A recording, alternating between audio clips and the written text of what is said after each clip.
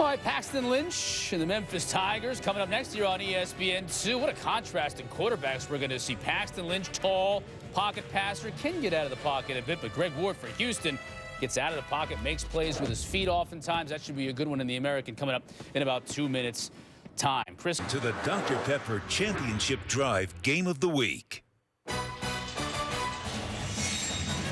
From the city of Houston, the downtown area as the backdrop. You're watching the American Conference on ESPN from TD-ECU Stadium. They're expecting a packed house tonight as undefeated number 24 Houston hosts number 21 Memphis in a pivotal and critical game in the American Conference West. Here's what we mean as we take a look at the standings in the division. Navy now at 6-0 by virtue of their win against SMU a little bit earlier. They're in the lead, half game up on Houston at 5-0, and Memphis at 4-1, coming off a loss last week against Navy. Hello, everybody. I'm Mark Jones alongside Brian Kinchin in for Rod Gilmore. Quinn Kesnick down on the sidelines. He'll be joining us in just a bit. Hey, when you look at the importance of this game, okay, you've got a division conference championship and potentially the Group of 5 representative in a New Year's Six Bowl all on the line tonight. Coaches aren't even trying to pretend that it's not a huge game. And it's a big deal for a player, because sometimes even as a coach, you don't get these opportunities very often, and so you have to take advantage of them. Obviously tonight, winning is the only goal of both of these football teams. Memphis trying to snap a 4-game losing streak against Houston at just the right time. When you look at the offenses, two of the highest scoring teams in the nation, and they're keyed by their quarterbacks, Greg Ward Jr. for Houston and Paxton Lynch for Memphis. And they are a contrast in physicality and the style in which they play. Greg Ward Jr., 5'11", smaller, a dual threat type quarterback who likes to move the football either on the ground or through the air. But on the other side of the football, the 6'7" Paxton Lynch likes to sit back and to wheel the ball around the football field with his arm. But make no mistake, both of these offenses are fueled by the ability of these two quarterbacks. The short and the tall of it. The whole story. It's November, folks, and the adage says they remember November, and it's shaping up to be quite a month in the American Conference. Kick the dust up. Very anxious to see how it plays out in the American. Navy's been the quiet team. What a win for the midshipmen. I like that Temple team. The Owls have beat Penn State. But Memphis is a good football team. Memphis knocks off ranked Ole Miss. Houston is a team who's going to make it. They'll take this win against a Power 5 conference team.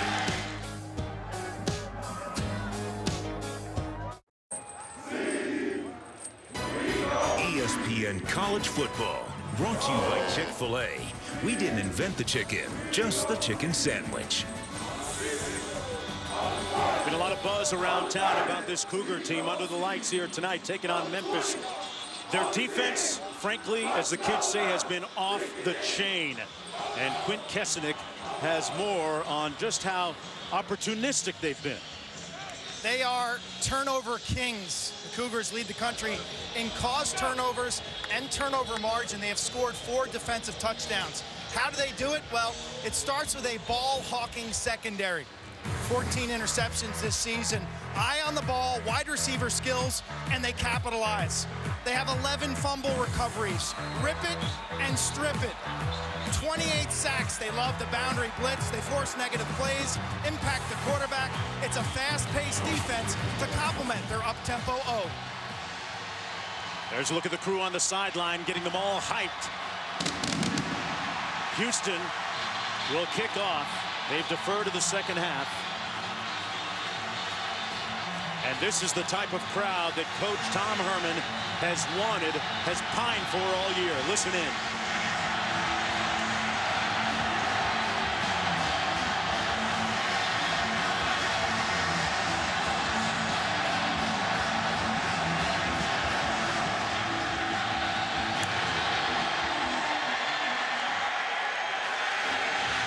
Oglesby from the goal line.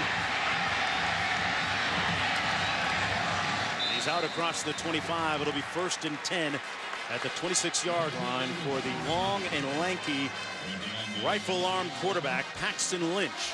He was 26 of 42 last week for 305 yards and 1 interception against Navy. Question begs, how does he bounce back coming off of that loss last week? Some pretty stellar statistics coming into this game still. Yeah, and those numbers from last week sound really great, but the problem was they weren't able to put points on the board and to keep that Naval midshipman offense off of the football field.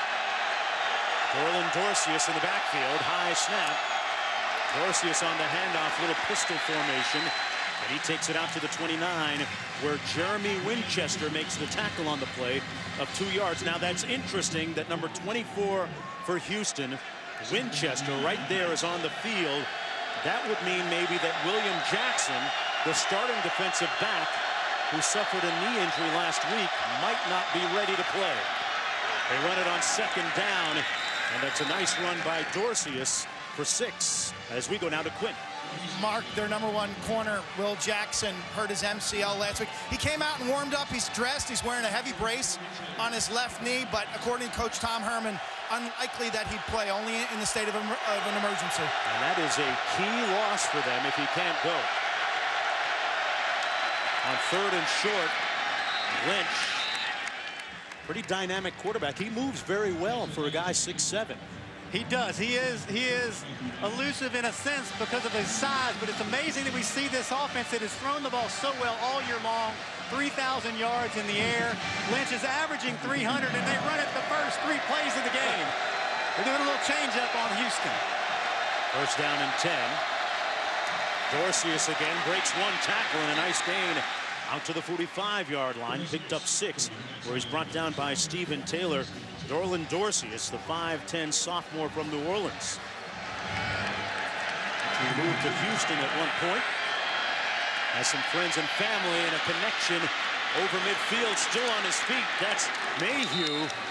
Mayhew, one of several talented former walk-on receivers.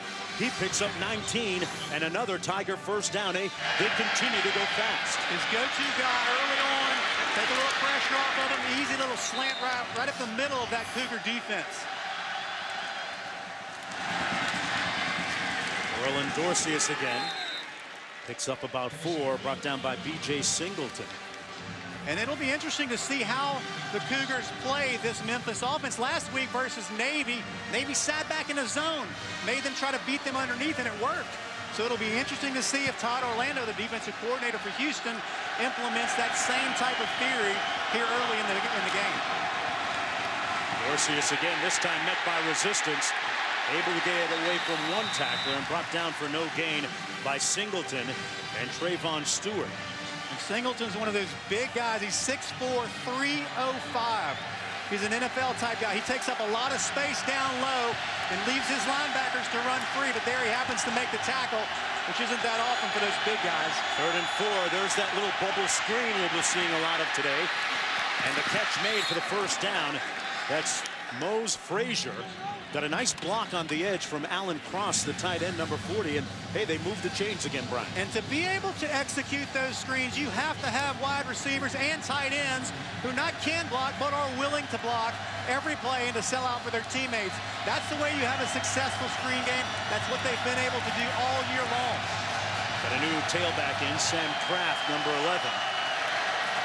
Kraft takes the handoff straight ahead over the left side of that offensive line. Robertson and Taylor Fallon picks up 2 yards, where Matthew Adams makes the tackle. Houston a little bit off balance right now. Do you sense that? I like what Memphis is doing. They're not just running the football. They're running it up the heart of that Cougar defense and challenging them early to be able to stop the run, which obviously they did not expect them to do. Already the 10th play of the drive. Hand off into the boundary. Kraft waiting for a seam, and he's stopped up at the line of scrimmage by Singleton. With his 2nd tackle, sets up a 3rd down and long. They primarily run the ball. They set up and get to the ball quickly here again. 3 receivers out to the top of your screen. A trips left and a little motion on the offensive line. Well, hometown advantage right there. False start. Offense. Number 72. 5-yard penalty. 3rd down. It's a 3rd down and 13 now. They've run the ball 8 times, passed it twice on this down coming up. Any feel for what they might do here on this 3rd and long? Well, going with Houston's nature of what they like to do, they like to bring pressure and the man up. But like I said, it's going to be interesting to see in 3rd and long. You can go with the sit back in the zone and let him try to beat you. But it looks like they're all in catch coverage. They're in man coverage. So this is Lynch's moment to shine. Little heat up front, tipped up, and almost intercepted by Bowser.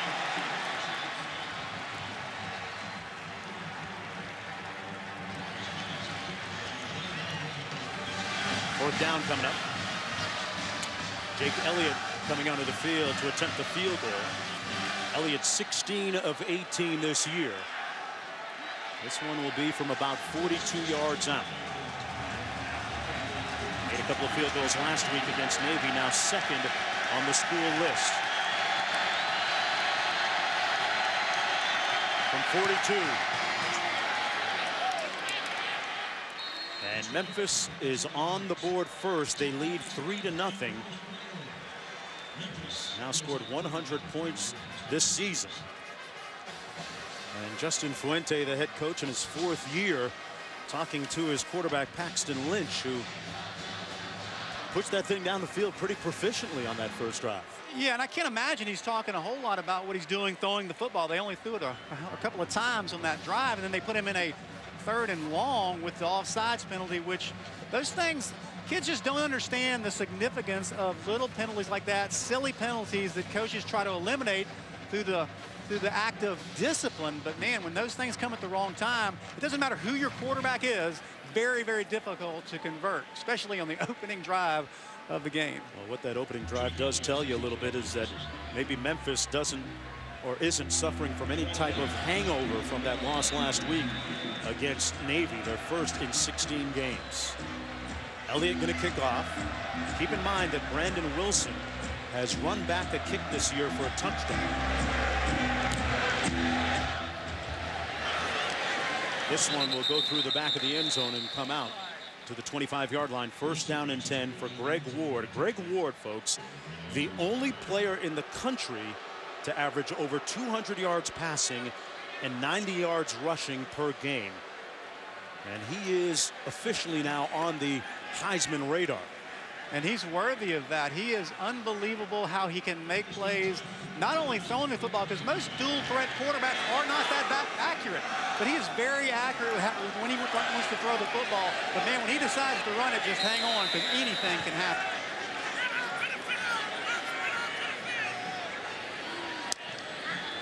First and 10 from the 25. Ward fires complete out to the 30-yard line. That's DeMarcus Ayers, who picks up 5. Let's take a look at tonight's impact players, brought to you by Chick-fil-A. DeMarcus Ayers, we just saw him on the reception. And Ward back to pass again. Trying to scramble, got back to the line of scrimmage. Yeah, Ayers made that first reception. It sets up 3rd and 5. Roberts, one of the top tacklers in the nation. Avery and Miller, defensively and offensively for the Tigers. Houston, too, going quick.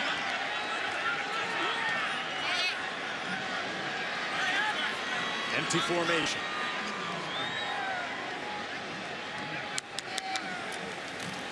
Low snap for Ward, under heat, and he's sacked back at the 20-yard line by Christian Johnson. Had a little bit of company, but he was the first one to get there, so it's a 3 and out on Houston's first possession. And that's what they're going to have to do. They're going to have to find ways to bring Ward to the ground, because that's when he's the most dangerous, especially when you spread out in that empty look and he has anywhere to go with that football. They've got to be able to contain him and bring him down. That's something that you haven't seen a whole lot of this year, is people being able to get to him on the first opportunity. A good start for this Tiger defense. Logan Piper going to punt from his own 7-yard line. Proctor bobbles it loose, and he recovers it out of bounds at the 18-yard line. A 58-yard punt, nothing on the return. And Paxton Lynch, 1st and 10 when we come back. Welcome back, everyone, to Houston. 3-0, the Tigers, the visitors, leading the undefeated Houston Cougars. Here's a story in the American Conference. Navy at 8-1, Memphis same, Temple same, Houston undefeated. There's a look at the strength of schedule. And that's the one thing that stands out above all the rest. That 119 under the University of Houston. Paxton Lynch off the play action fake. Throws it incomplete. And that's what they've got to do. That's what Houston has to do. They have to get him out of the pocket. They have to move him off of the mark. He's a good quarterback, but all quarterbacks struggle when you make them reset their feet and have to move outside the pocket. Lynch has thrown for 300 or more yards in 8 consecutive games. Dorcius rocked in the backfield at the 14-yard line.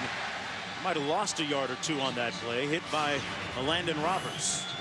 And that's the guy who is the meat, the heart of that defense, that middle linebacker who brings it every time. He is their vocal leader on that football team. Lynch going to throw, nobody open. And he wisely throws it out of bounds. He's outside the tackle box. And not grounding subsequently. It'll be a quick 3 and out from Memphis. We see it again, making him move, getting off of his initial read and having to bring his eyes down as he moves inside that pocket or outside that pocket. That was an excellent series. Todd Orlando, the defensive coordinator for Houston, great job there by shutting them down early in a 3 and out.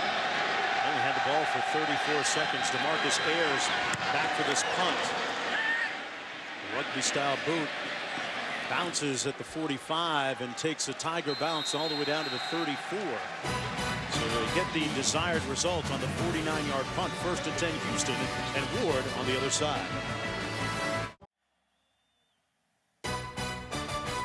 ESPN College Football, brought to you by AT&T, mobilizing your world, and Energizer Eco Advanced, the world's first AA battery made with 4% recycled batteries. Head coach Tom Brennan of Houston has a tradition where he kisses and hugs his starters. Non-starters, just the bro hug. Selective love there, huh? Yeah, well, he kind of takes that back to his Italian heritage, he told us, and the really touchy-feely open shows of affection.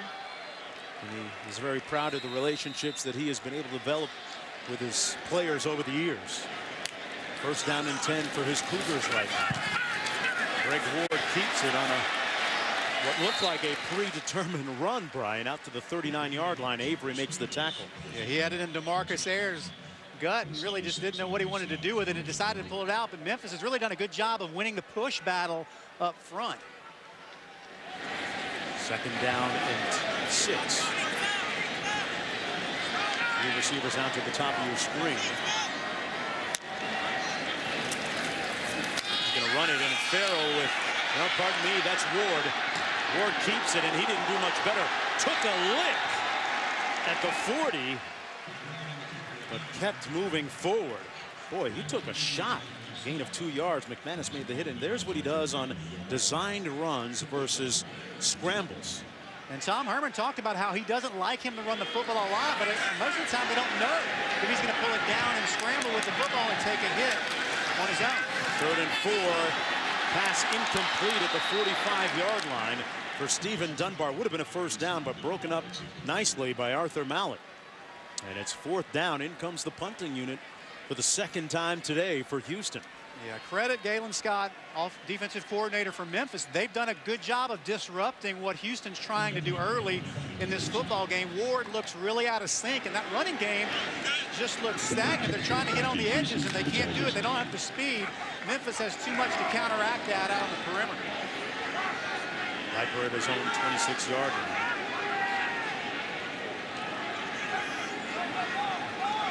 Roderick Proctor on his own 20. They come after it. Proctor with a chance to return this at the 22. And great coverage by the Cougars downfield. He's brought down at about the 20-yard line. Well, folks, Week 10 is upon us in the NFL, and we have you covered in the morning to get you ready for all the games. NFL Insiders Sunday edition starts at 10 a.m., followed by Countdown at 11. Now, after the hit at Teddy Bridgewater's head last week, the guys debate whether all quarterbacks are treated equally. Interesting. Starting Sunday at 10 on ESPN, and also watch ESPN. One guy that doesn't treat quarterbacks well is him, J.J. Watt. It's part of the job. That's a man I wouldn't want to see on any part of the football field, much less if I'm a little quarterback sitting back in the pocket. He's a menace. Houston Texan defensive lineman J.J. Watt. First and 10 on the toss. It's Jarvis Cooper with his first carry of the ball game. He picks up about 2. Roberts with yet another stop, joined by Hightower.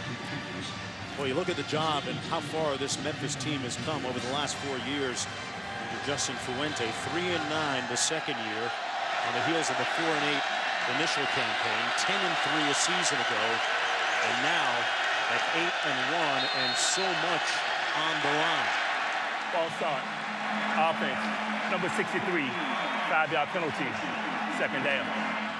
Second time that they've moved prematurely up there. Well, and you have to credit this home crowd. These guys are enjoying the night. It's exciting to see. They're all standing up, cheering on their Cougars. Truman has pleaded with the fans to show up en masse, and they've done so tonight.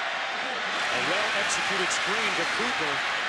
And Cooper gets back some of those yards, stopped up about 2.5 yards shy of that first down. So it'll be 3rd down and short for the Tigers. He got 9. And that was an elaborate way to draw up a slow screen. 2 reverses before they got it out, but I like the call. It gives them a manageable third and 3 for Paxton Lynch to be able to pull this out. 5 receivers for Lynch. Goes through his progression, and they may have whistled this one dead. Yeah, Proctor out on the edge, number 18.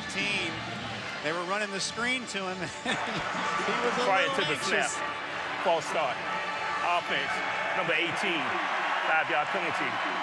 3rd down. The funny thing is he was moving backwards, and I don't even know, does that even constitute offsides when you're not approaching the line? You're basically motioning, but I guess they saw it otherwise. 3rd and 8 now.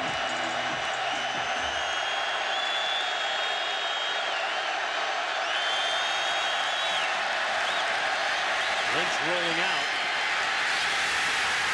Brought down. Got it away just in time. It looks like they're going to say that he was brought down. The official moved in at the 14. The pass was outside the pocket.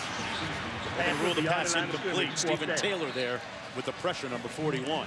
And a very good job by the Cougars. They went man coverage. They only had 3 receivers out in the pattern.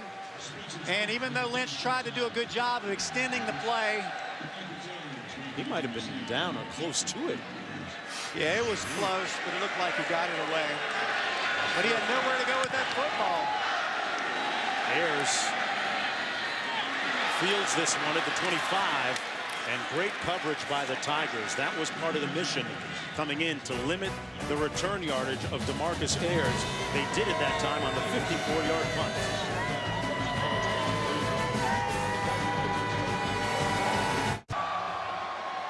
Be on the lookout, folks, for the Taco Bell student section and passionate fans like these at games all season long. Hey, go to ESPN.com/Taco Bell and learn how you can get to the college football playoff. And what a great New Year's Eve it's going to be this year, December 31st. Don't be the guy with the lampshade on your head. You'll miss the game. We've all seen that guy with the lampshade on his head at the New Year's Eve party. 1st and 10 for the Cougars. Ward on the option. And nowhere to go for Ayers.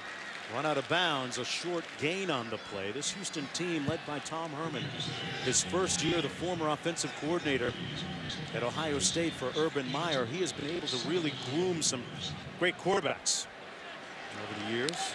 Cardell Jones, and the latest one at Ohio State. Parrott as well. 2nd down and 8 coming. Herman inherited a veteran team.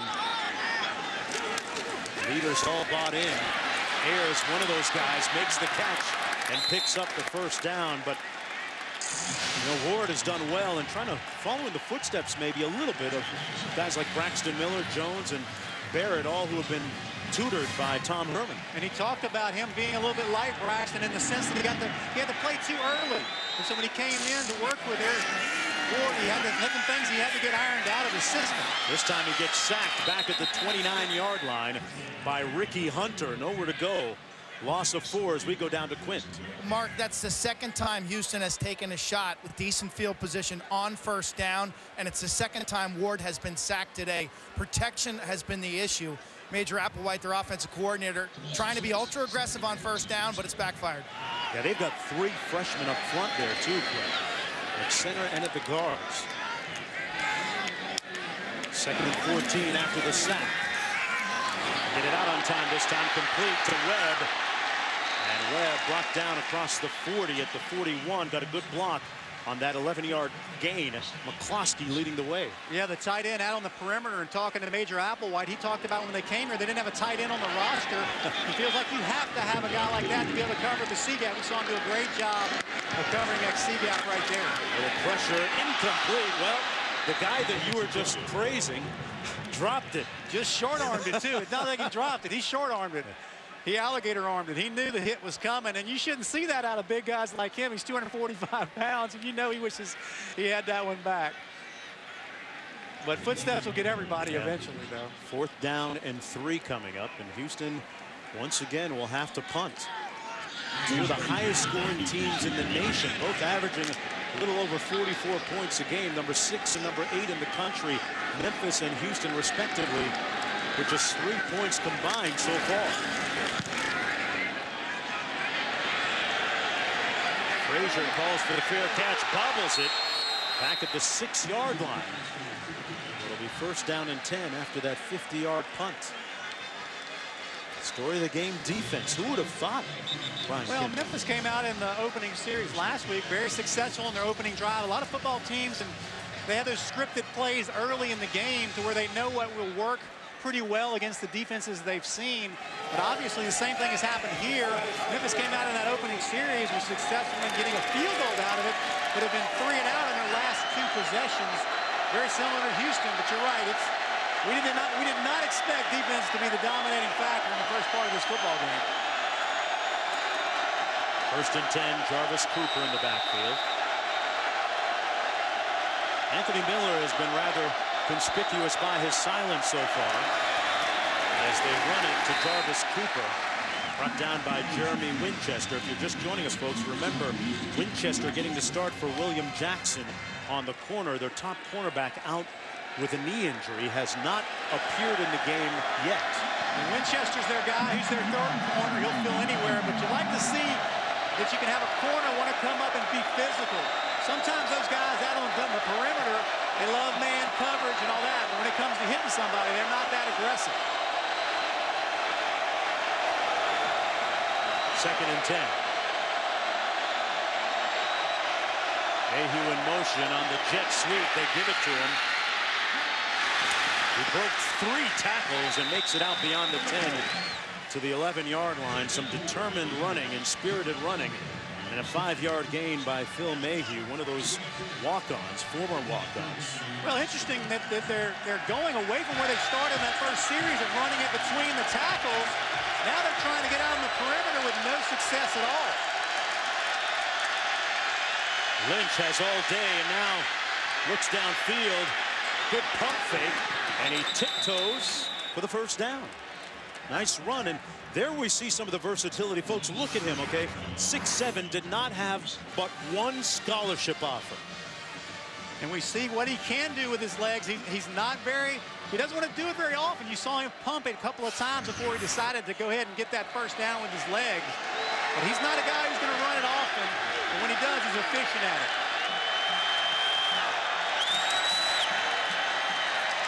Hands it off again to Cooper. You know, back to Lynch. 2012 National Signing Day.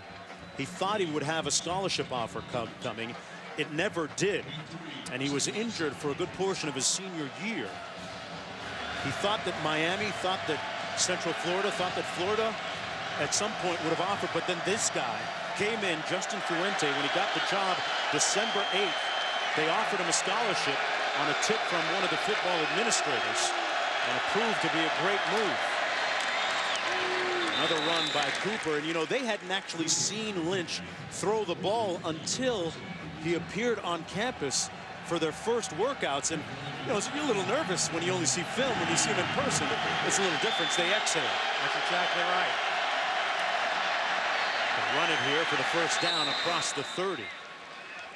And the interesting thing, when I was reading about it, UCF had offered him, but when they saw him in person, because he was such a late bloomer, they withdrew the offer, which is so interesting because when I first discovered this kid and saw that he was 6'7", I was really, it kind of blew my mind because you just do not hear about that in football unless they're maybe a lineman, but even that's a big guy. But for a quarterback, it's even more so. Hands it off to Dorcius, and Dorcius over the left side of that line. Brought down finally by Lee Hightower, but a nice gain with time winding down here in the first quarter. Out to the 40-yard line. Memphis looking to bounce back after losing their first game in 16 contests last week against Navy. And so far, the results pretty good. Dorcius might have been stopped up short. Let's see where they spot the football. They're going to spot it just a little bit shy of that first down marker. And that's going to be perhaps the last play of the first quarter. End of the first quarter.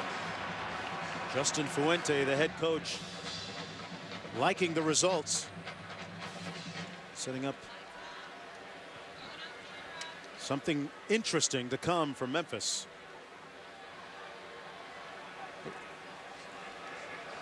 The Tigers leading 3-0. And surprisingly keeping Houston off the scoreboard.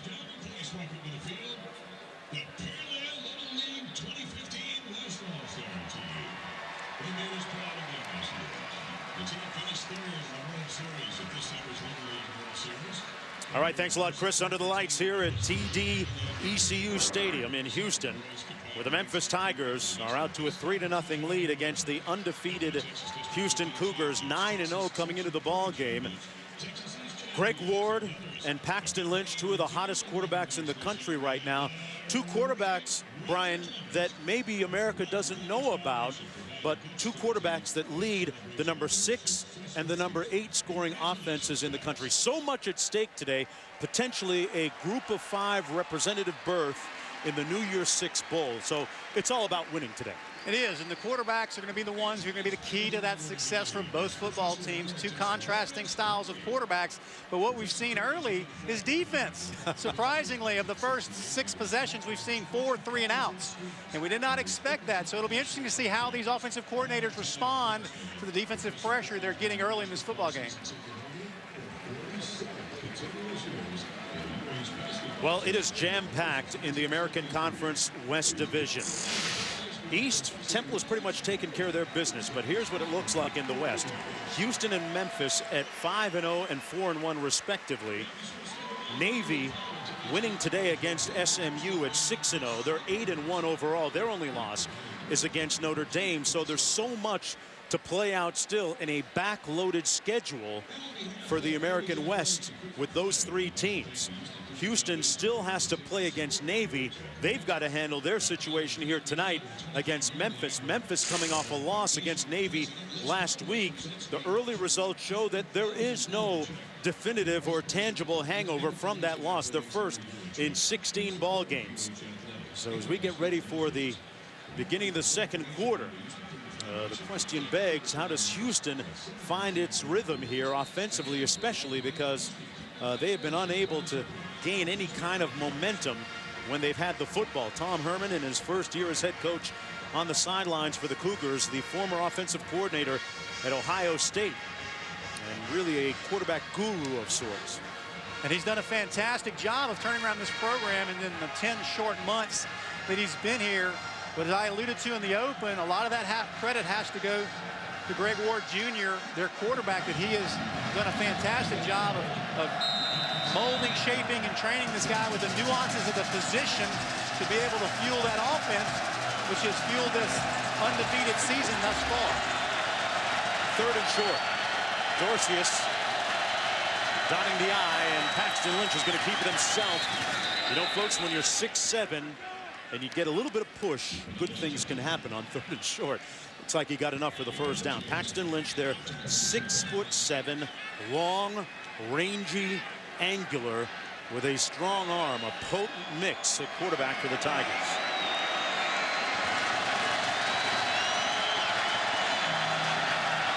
First and 10. Little play action fake, has a man downfield. It's caught by Hurd, and Hurd has a first down at the 38-yard line. Boy, Brian, did he really sell that fake. He did a really good job moving the pocket. He really waited. He had his tight end underneath, but he waited for the ball over the top. Nice touch for a big guy who likes to power the ball down the field with his big right arm. 20-yard pickup on the play, first down and 10. Ball at the 38-yard line. This Memphis team averages 44.6 points per game. That's number 6 in the country.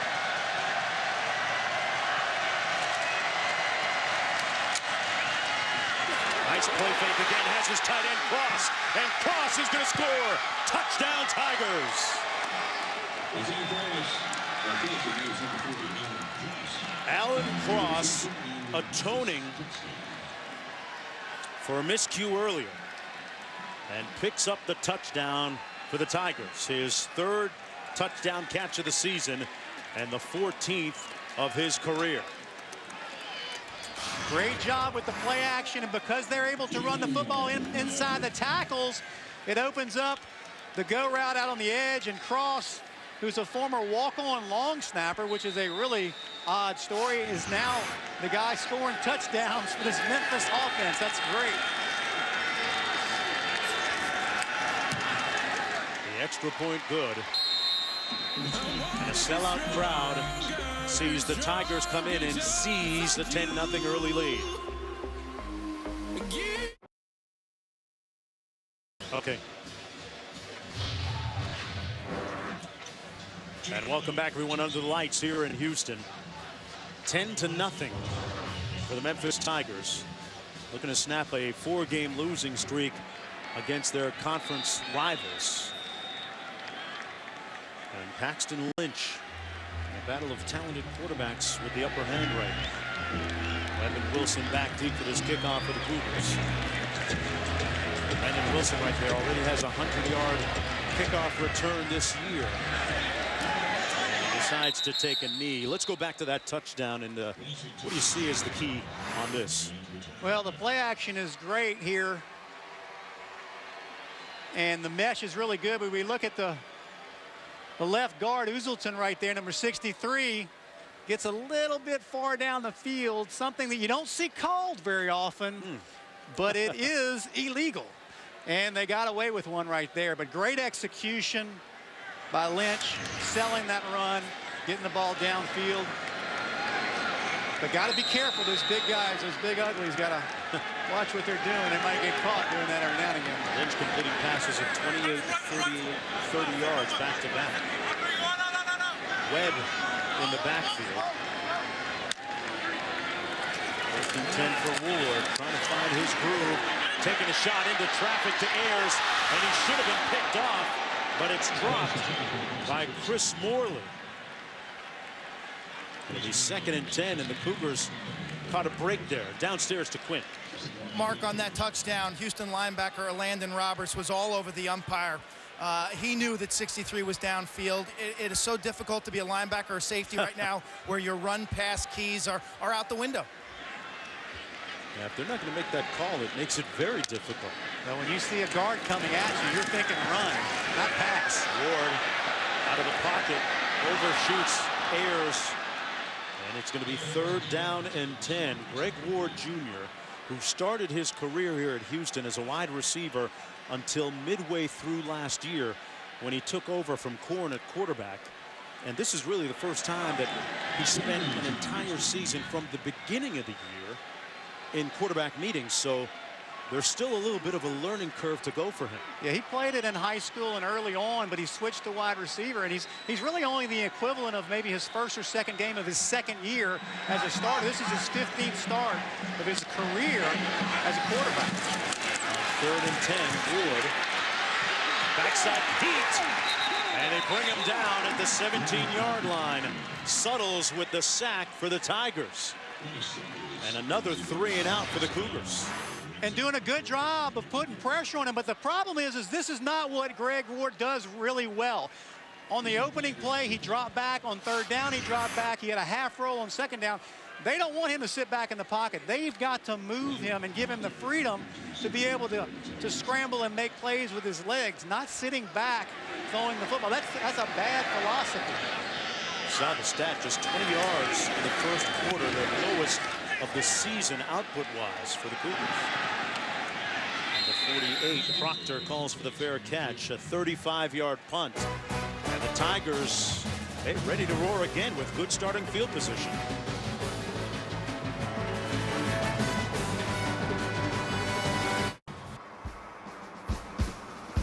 Welcome back, everyone, to Dr. Pepper's Championship Drive Game of the Week, and saluting our wonderful men and women in the military. Look at some of the brave men and women from around the world sporting their school colors. And here at TD-ECU Stadium, and Veterans Day just this past Wednesday, we want to thank all the servicemen and women in our armed forces for protecting our liberties and our freedoms, both here and abroad. Dorsey is in the backfield near midfield for Memphis, leading 10-0.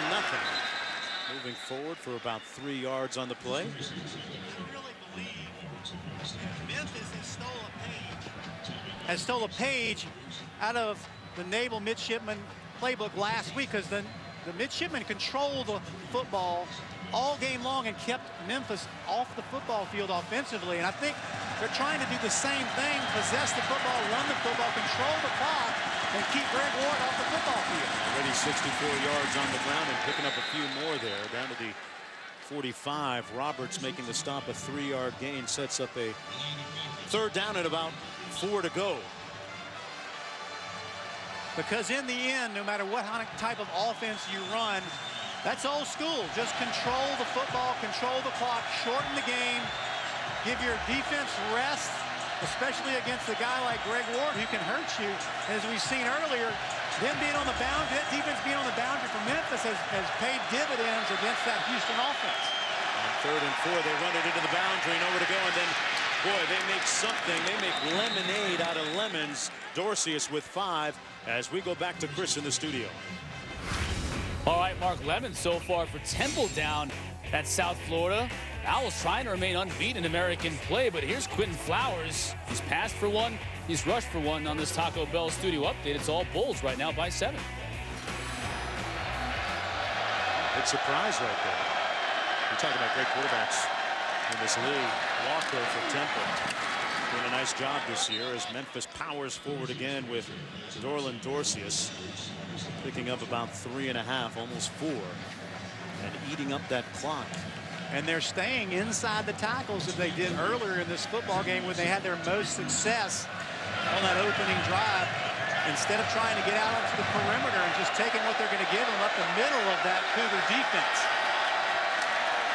Run a little jet sweep into the boundary for Tevin Jones.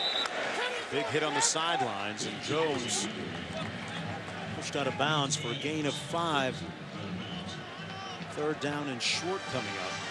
And I like that. I like the way that they're trying to figure out ways to get the ball to the wide receiver, not just with the bubble screens or the short intermediate throws, but actually bringing them in motion and giving them the football to stretch that defense, which will give them bigger windows inside those tackles, which is where they've been hitting them all night in the running game. They sprint to the line of scrimmage. Lynch has a man open at the 20. It's caught, and another first down to the 13-yard line. Daniel Montiel with the catch and run. Great execution, Brian. Well, I love play action. Play action to me is the most deadly form of throwing the football. And when you run it well, this is what happens. It opens up windows down the football field, and Lynch is hitting them at will. 19-yard pickup. Another jet sweep into the boundary. This time, Jones with nowhere to go. He's going to be stopped up. Short loss on the play. Bowser making the tackle. And Bowser, along with that entire defense, including Todd Orlando, the defensive coordinator, they need to come up with something to be able to shut down this Memphis offense, because they're more of a finesse, high-risk defense. They don't like having to stop guys pounding them in the middle, which is what Memphis has decided to do and has done successfully. And obviously, it's not going to stop until they tell them that they can't do it. Paxton Lynch trying to atone for those 3 interceptions he threw last year in the loss against these Cougars. Hands it off. It was Dorcius again, brought down by Taylor and Roberts. And so far, Lynch, not with what you would consider outstanding throwing statistics, but his team leading 10-0. They're doing it a little bit differently. And this is an offense that is very efficient. If you look at that 49 of 50 in the red zone, that does include field goals, but they are very efficient down here. Looking into the end zone, incomplete. Working against Brandon Wilson, it was Oglesby. And it's going to be 4th down coming up for Memphis, and in comes the field goal. Well, that was a close miss. And Lynch, you see him shaking his head, thinking he should have had that one. It was a good ball. He threw it right on a rope, just a hair too high, but a good delivery. Sometimes those things, those balls from those big quarterbacks, and I know from experience catching from Dan Marino, they're tough to get to sometimes. Elliott in for another field goal, connected from 41 earlier. This one from 30. And he just sneaks it inside that left upright. And so far, the Memphis Tigers pitching a shutout, leading 13-0. But plenty of football to go. Big game here in the American Conference. Welcome back, everyone. And we once again salute our military, representing the various schools here today. Memphis leading 13-0. Ryan Kinchin, Quinn Keswick down on the field, and want to wish my partner Rod Gilmore get well wishes. And this will come back out to the 20. 1st down and 10 for the Houston Cougars. They have got some issues offensively already with 3 3-and-outs, and that is very uncharacteristic for a team that averages 44 points a game. What do you see and what's wrong so far? Major Applewhite, the offensive coordinator for Houston, has to be able to figure out how to get this football down the field. He's tried to drop Ward back and throw the football. They haven't been able to run it well on the perimeter. The only thing they haven't tried is inside run game, but that's going to be very difficult against that Memphis front. Here's that inside run game to Kenneth Farrow, who puts up about 3 as we go back to Chris in the studio. All right, Mark, over on ESPN, Arkansas at LSU. Arkansas has already thrown for a touchdown. Look at Alex Collins, 80 yards, his longest run of the year. It's 14-0 Hogs. Fournette, 5 carries, 8 yards. Back to you guys. Right back here, Ward met by a human roadblock by the name of Ricky Hunter. Boy, he put up a stop sign. Well, when I talked about inside the tackles, I wasn't talking about Greg Ward. He's only 180 pounds, maybe soaking wet. With rocks in his pocket. Yes, that's not going to work, especially against big boy Hunter like that. 3rd down and 6. Coach Herman told Ward last year he wouldn't start him unless he weighed 180 pounds. He was packing on about 4,000 calories a day to get there. 3rd and 6. And that may have bounced and hit the turf. Incomplete. Intended for Chance Allen, and Ward hurried that throw in their 4th 3-and-out. That one was really close. He was a little deep on the route. Looked like he might have got him underneath. You might want a second look at that one.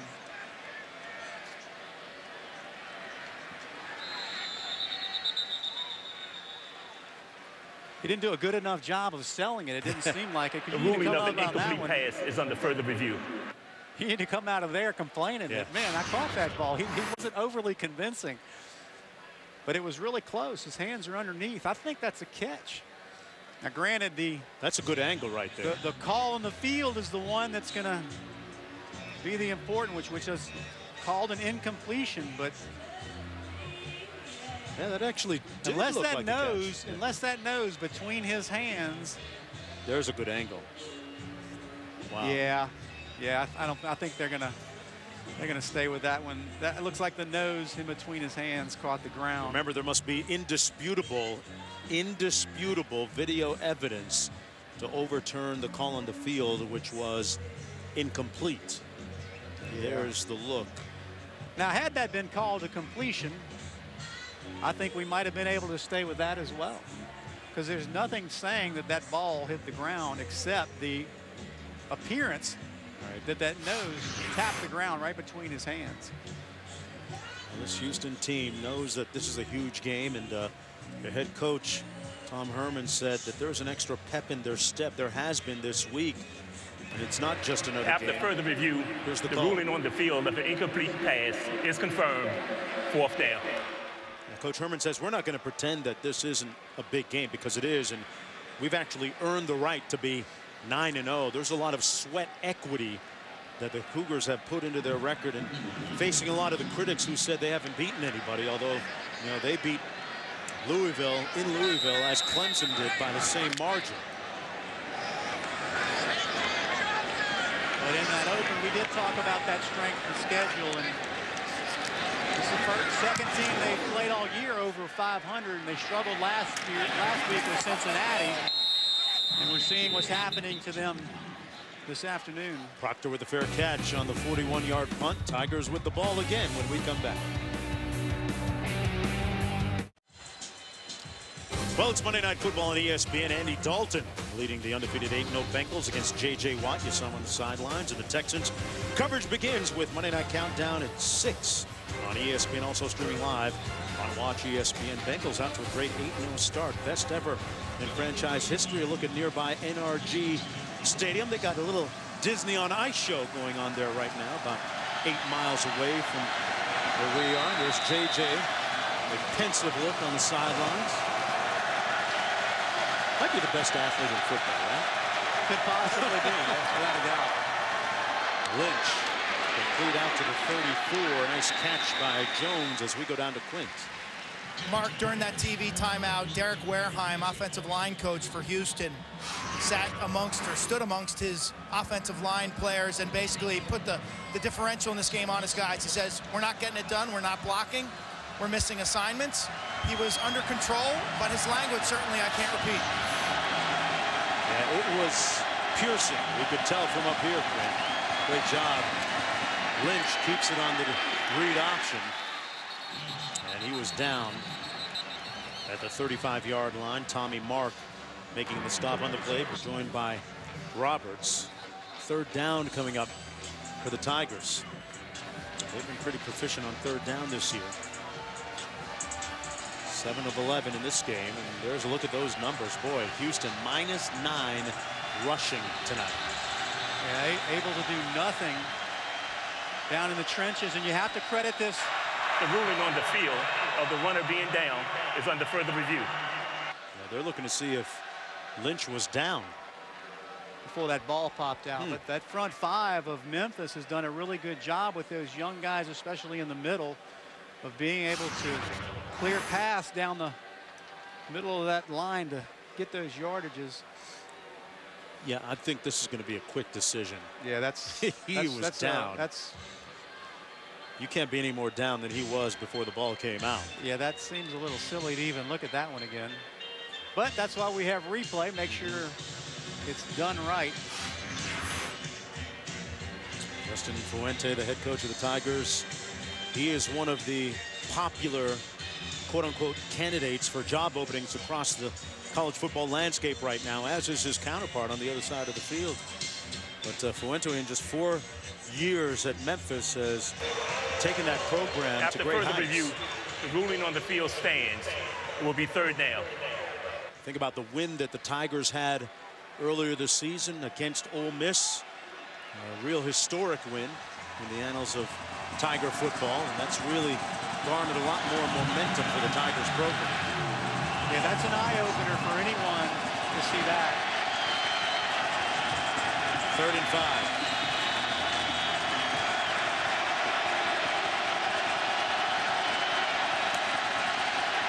Has all day to throw, complete for the first down at the 41-yard line to Phil Mayhew. Mayhew picks up 6. Had a good game last week. Caught 5 passes, albeit in that loss against Navy. The tempo is slowed down a little bit here from Memphis. Not quite as fast as they were on their first couple of opening drives. Yeah, they're really trying to slow it down just a hair. I like the call on the last play where you bring the crossing route and the delay, an easy throw for Lynch and an easy first down conversion on a 3rd and 5.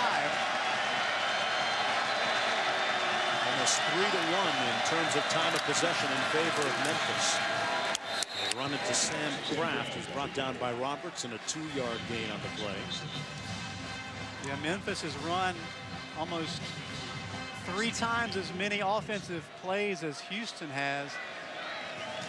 And it doesn't look like that's going to change. And we talked about Todd Orlando, the defensive coordinator for Houston, has to have an answer for what Memphis is doing up the middle of that offense. Looking to throw here. Lynch under heat and sacked back at the 30 by Landon Roberts.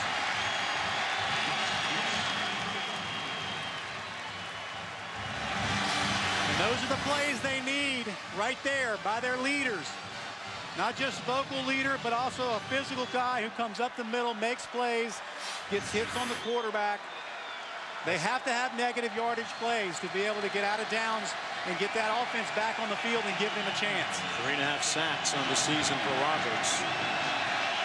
One of the strongest players on that team, pound for pound. Cross in motion, he sets. They're going to run it on 3rd and long. And the Cougar defense responds, stopping Sam Kraft on the 4-yard gain. It'll be 4th and long, and Spencer Smith going to come into punt. First stop they've had in a few series, and they needed that. They needed that for their confidence, but now the offense has to be able to come back onto the field and produce not just field position. They've got to get points on the board and get off the schneid for the night. They've done a good job of keeping these punts away from Ayers, and they do it again with that Aussie rules punt as we punted back to the studio, Chris. Well, Mark, it's usually a punt return in which Charles Nelson scores. This time it's a run. This is Dr. Pepper Championship Drive update. Looking for ways to get Nelson the ball more often. Well, Helfrich dials one up here. 75 yards for this score. Oregon right now on top of Stanford, down on the farm, 14-10. All right, Chris, back here from the 24-yard line. Farrow in the backfield.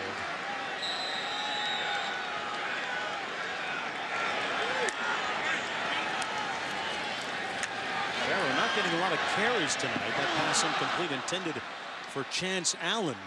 And the running game non-existent for the Cougars. Remember that they are missing one of their top running backs.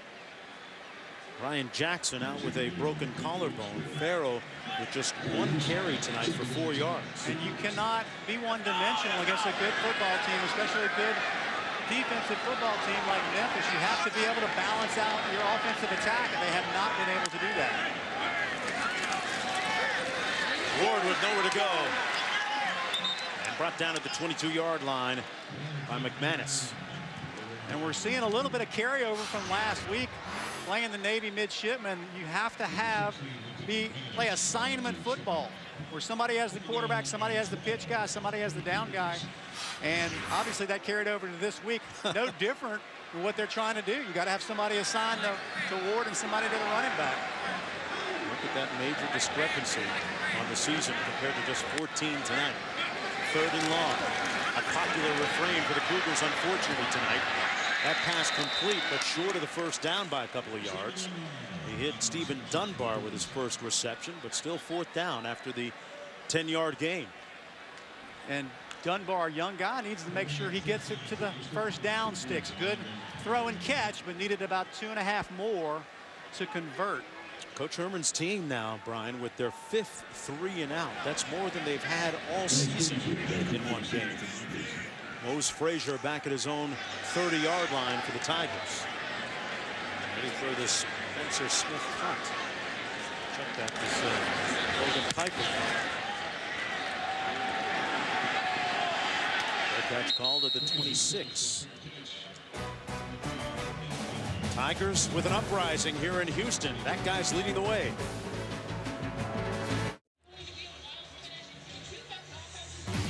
Don't miss any college football action, folks, while you're on the go. Stream any game live from anywhere, airport, lobby, hotel, on the move. You don't want to miss any action. Download the Watch ESPN app or go to watchespn.com. Garcia's on the backfield beside quarterback Paxton Lynch. Looking for his 9th consecutive game with 300 or more yards passing. They're going to snap Houston's perfect 9-0 mark this year. Vault themselves back to the top in the American Conference West Division. Oglesby with a nice move after the catch as we go back to the studio after the 12-yard gain. Chris?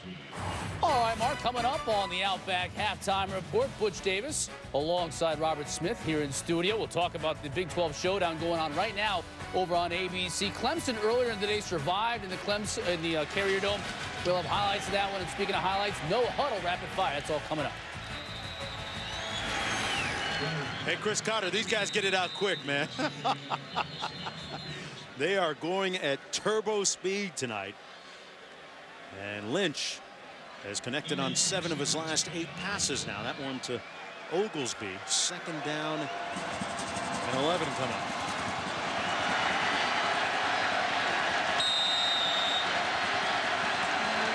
These teams trying to keep pace with Navy, who won earlier today against SMU. Complete to Dorcius, and a great move. Still on his feet, got a blocker ahead of him.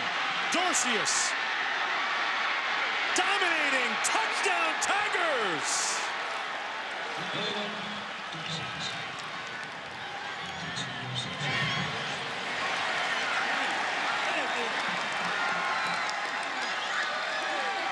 Had a great block from Phil Mayhew and went 61 yards. Well, I was just fixing to talk about the lateral passing game of this Memphis offense and how boring it was and how they needed to try to go vertical. But when you can throw screens like that and have guys out in front to be able to execute the screen, and a great job of being patient running to the football and turning 6 points out of a slow screen. What a great call, what great execution for the Memphis Tigers. The extra point good. And a sellout crowd was never so conspicuously silent. Welcome back, everyone, to Dr. Pepper's Championship Drive Game of the Week. And Memphis leading Houston 20-0. You can almost hear them on Beale Street back in Memphis right now, making noise for their hometown Tigers, who have come into Houston here and lit this place up. Dorcius with a 61-yard run. He's still holding on to that football. He's not letting that go, Brian Kinson. No. That one's coming home. Yeah, that might not happen very often for him. We're still searching for that big play as we take one more look at that nice touchdown run by Dorcius. And the great job by Lynch of looking off the screen. Very good job of executing, being patient. A lot of times when you get into a football game, the running back and the lineman have a tendency to get quick, and they're too early. But you can tell they worked on it time and time again in practice, timed it up really well, and did a great job of being patient and letting his blockers work for him down the field and not getting ahead of them.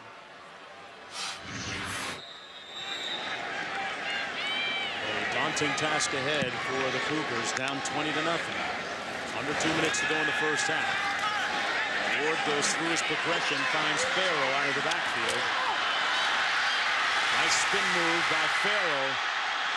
And that gets a charge out of the crowd out near midfield. Farrell for 25 yards. 1st and 10. They're going to move here quickly. 3 timeouts remaining. That's the longest play of the game, 25 yards. Not a whole lot of time on the clock.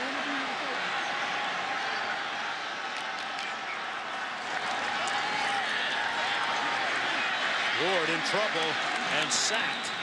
Back at the 48 by Wynton McManus. Timeout. Ward getting up slowly. Yeah, first charge Ding timeout on that play. will be a 30-second timeout. And that's something you just don't see him do very often. He's just pulling his eyes down rather quickly, and he's not really trusting his line to be able to protect him up front and getting off of his progressions really, really early. There's a look at the backup quarterback, Kyle Postma, 6'3" sophomore out of Katy, Texas, quickly warming up. Ward is a major part of this Houston offense. Don't have to tell you that. He's the only player in the nation, folks, that throws for over 200 and runs for over 90 yards per game. Here's one more look at what happened. Just look, maybe an ankle when he got brought down. Turned just a hair. And just when they started to move chains, and I was going to talk about, that's what they need to focus on. They need to focus on just getting first downs, and this guy getting hurt is not going to be good on that philosophy, because he is the guy that runs that offense. Good to see him able to walk off the field under his own power. A very understated, introspective young man. Had a chance to meet with him a couple of weeks ago when we were here, and one of those kids from East Texas who wear their humility on their sleeve. That's exactly right. A very proud and hardworking community that he comes from. Major Applewhite referred to him as a guy who's pure at heart. And he wants to learn everything, like you said.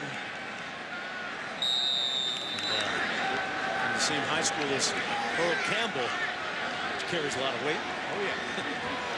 Second and 12. There's Ayers on the jet sweep. And a nice block out in front of him, but pushed out of bounds at the 44-yard line by Dontrell Nelson. We get a glimpse of Ayers, a guy they need to try to figure out how to get the football to more often. He has not been able to touch it as a punt returner. Memphis has done a good job of keeping it away from him, but they've got to be more inventive in the offense to get him 8, 10, 12 touches in this football game. Here's Postma, a little backside heat. He completes the pass to Ayers, who picks up a first down at the 38-yard line, working against Nelson. You wonder how much it changes Houston's offensive package if Ward Jr. can't come back into the game. First and 10. Farrell in the backfield. Farrell with the catch. And tackled at the 30 as we go down to Quint after the 7-yard gain. Mark, Kyle Postma was actually a wide receiver earlier in the year, but the backup quarterback, Adam Schultz, tore his ACL, so he stopped playing wide receiver. So he is a good athlete, not quite the runner that Ward is, but he is capable. You'll see less design runs and maybe a little more throwing game. That pass incomplete. Went low at the 25, intended for Bonner. Mallett defending on the play. 3rd down and 3. Ward still trying to walk off that injured leg on the sidelines. And if that wasn't bad enough, they're down 20-0, Brian. Yeah, he's going to have to get tape on that, and hopefully he's able to come back in the second half. But in this 2-minute situation, Memphis has been content to sit back in zone and have them throw underneath. But they're going to go in man coverage on 3rd and 3 and try to stop this drive in its tracks. Taking a shot up top, has a man open. Caught! Touchdown, Bonner!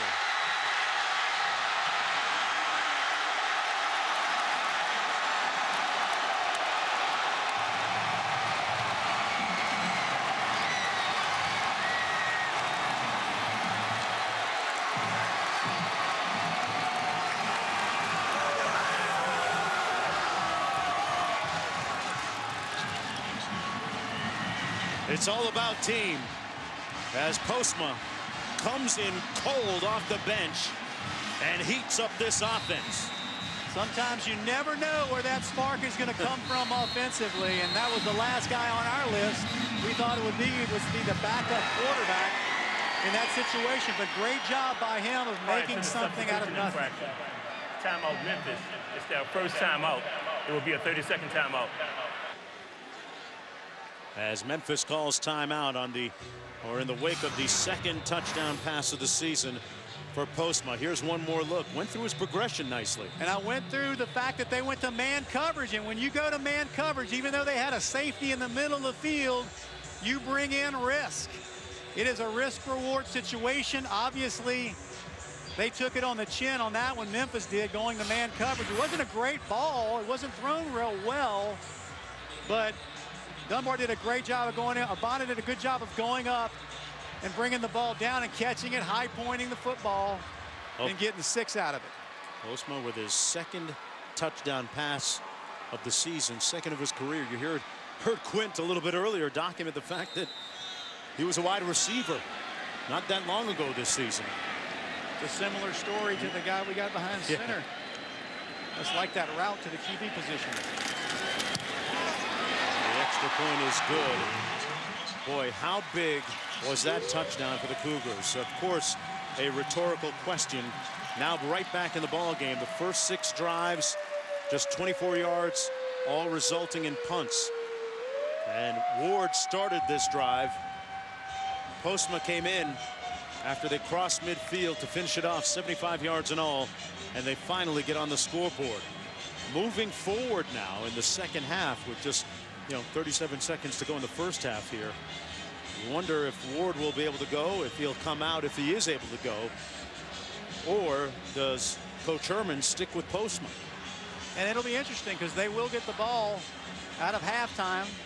Memphis started the game with their possession, so it'll be interesting because Ward has been very, very unproductive tonight, and not that it's all on him, even though we alluded to it earlier that a lot of it is on his shoulders, but the running game has not been there. The offensive line has not done a great job of protecting him, and really have gone away with nothing all night until we got to that last drive and throwing the ball up for grabs, really.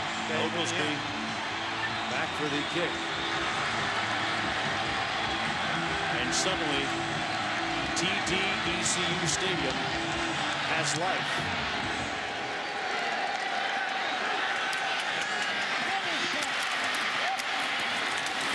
Cooper on the return, out to the 30. Well, folks, week 10 is upon us in the NFL.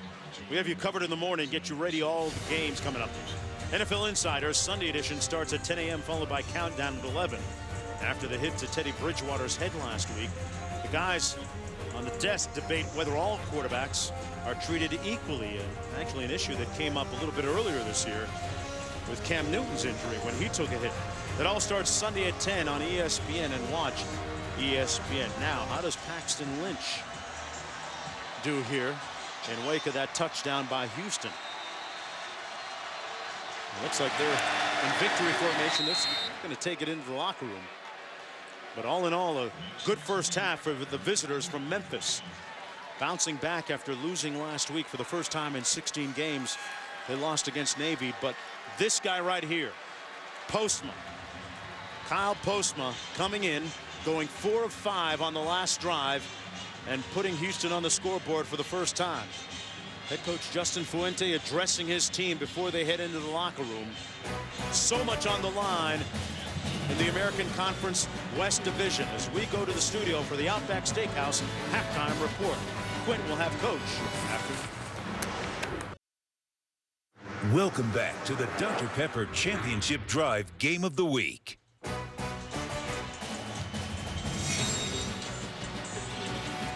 Welcome back, everyone. You're watching the American Conference on ESPN under the lights here in Houston at TD-ECU Stadium. A big surprise right now as Memphis leads the hometown team 20-7 as we begin the third quarter. Mark Jones alongside Brian Kinch and Quint Kesnick down on the sidelines joining us in just a bit. Hey, Houston in trouble right now, although they're going to get the ball here to start third quarter. Ward, their starting quarterback, a little nicked up. What is their biggest concern moving forward? They can't make first downs. They've been 3 and out 5 of their 7 possessions so far, and they've got to be able to get first downs. They've got to be able to move the football down the field and give them chances to be able to put points on the board, because Memphis has done a great job defensively of shutting down Ward in this entire Cougar offense. Let's go downstairs to Quint. Coach, what's the status of Greg Ward? Not good. You know, rolled his ankle pretty good, and we're going to tape him up. I doubt he'll be back, but we're going to try to jog him around a little bit on the sideline, see how it feels. But I would doubt that he would come back. What needs to change in terms of generating a running game? We got to block them better. We got to identify what front they're in. As we said, going into this game, very multiple defensively, and kind of shell-shocked, I think, some of our young linemen a little bit. And we got to identify them first, and then do their assignment. Just do their job. We'll be all right. Thanks, Coach. Well, they did their job on first down there, picking up 9 yards, complete to DeMarcus Ayers. Kyle Postma in at quarterback here to start the third quarter. Greg Ward Jr. injured in the second quarter. Postma came in, went 4 for 5 on a 75-yard drive and led them into the end zone. Got their only score of the ball game. Postma, though, sacked here back at the 34-yard line. And I like the call on first down, just as you similarly would do with a young quarterback, someone who's gotten for the football game fairly new. You take a short intermediate throw, give him a second short. You take a shot play, doesn't work out, you still have another down to get you first. Third and short coming up. Postma looking to pass, busted play. Complete to Chance Allen. Down to the 41. A little improvisational skill by Postma results in the first down and a gain of 26. Talk about extending the play. A Greg Ward specialty right there, but Postma doing the same thing, giving his receivers time to get open, to make a play, and to get a first down. First and 10.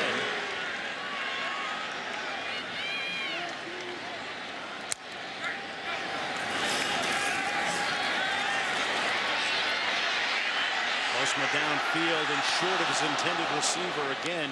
Chance Allen at the 20-yard line. Let's go down to Quint. Memphis operating right now without their will linebacker, Jannard Avery, number 6 in white, one of their leading tacklers, had his right wrist wrapped right here. They took him inside for x-rays at halftime. Still undecided whether he can or cannot play. Offensively, you'll see them operating without Anthony Miller, the wide receiver. He's done for the day with a left hamstring. Boy, that is a big loss for Memphis on offense. And Avery, maybe their most dynamic player, on the sidelines right now. Second and 10 for Houston. Postma. Ayers juggled it, but miraculously made the catch. Picked up 12 and a first down working against Nelson. Looked like Nelson actually deflected it back into his hands on the double catch by Ayers. Ayers usually very sure-handed receiver. Check that, third down coming up. 3 to go.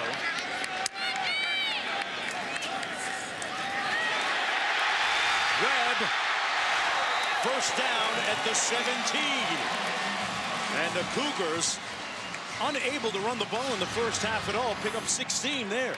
And those few short throws that we saw earlier in that drive have opened up the middle run game. Postma hands it off to Donovan Webb again. They were minus 13 running the ball in the first half. They've already surpassed that total here in the third quarter. Suttle's making the stop on the play. Second down coming up. Ayers lining up in the slot out to the top of your screen here on second down. Let's look at the rushing total now, up to 20.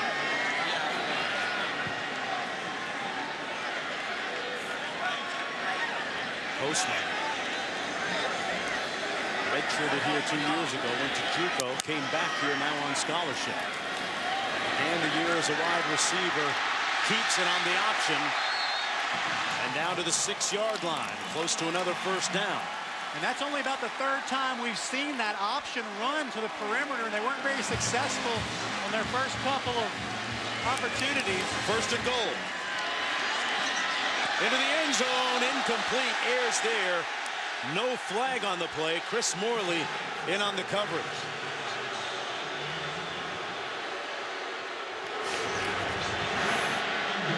And he's got his hands all over him and not playing the football. That's usually an automatic flag. You see that every week, game in, game out.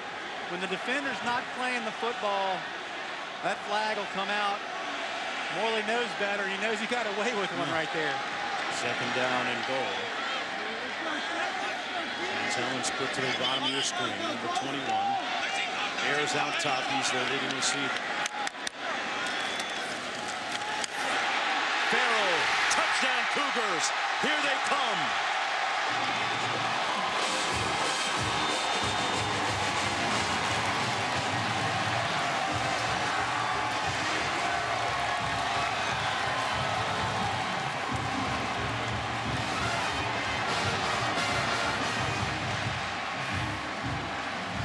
Kenneth Farrell resuscitating, reviving that once dormant, dead Houston running attack. His 11th rushing touchdown of the year, 33rd of his career.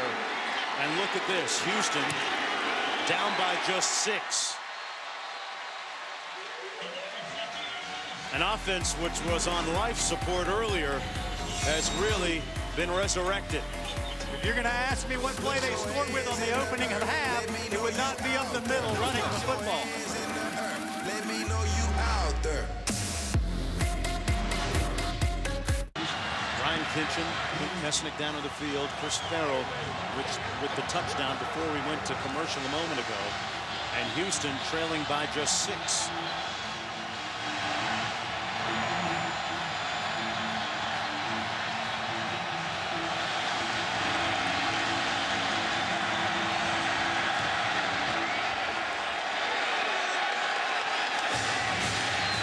Oglesby.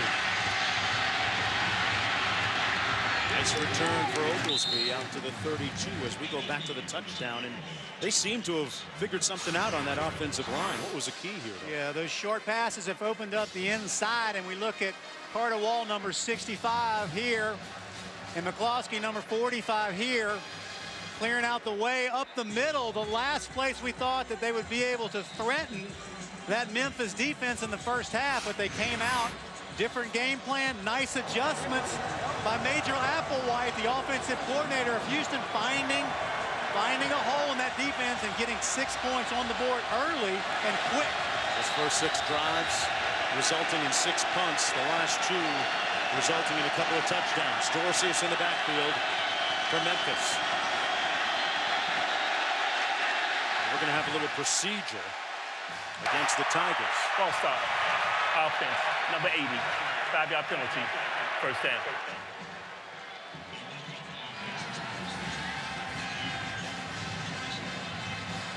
They're going to move this back 5 yards. Lynch did a great job in the first half, getting his team into the end zone a couple of times. But right now, missing one of his key cogs offensively.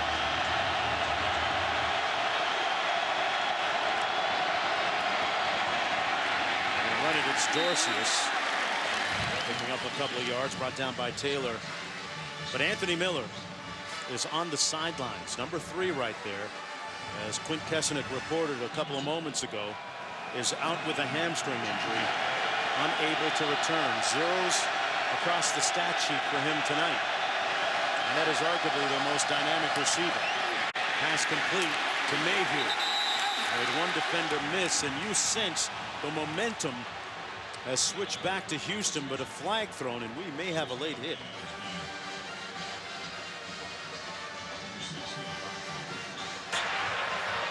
After the play, personal foul. Late hit out of bounds. Defense, number 81. 15-yard penalty. Automatic first down. That's the first penalty against Houston tonight.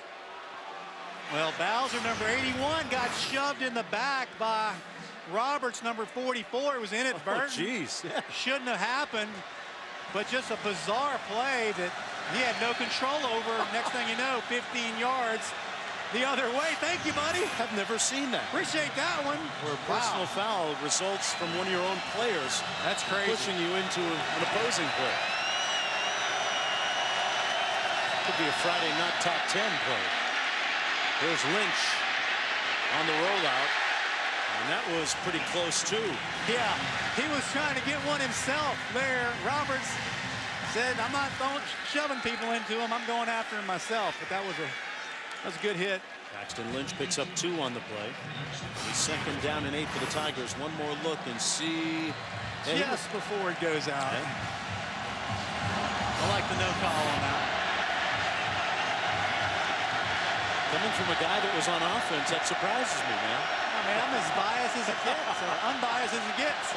2nd and 8. Lynch on the bootleg, and he shows you his speed, folks.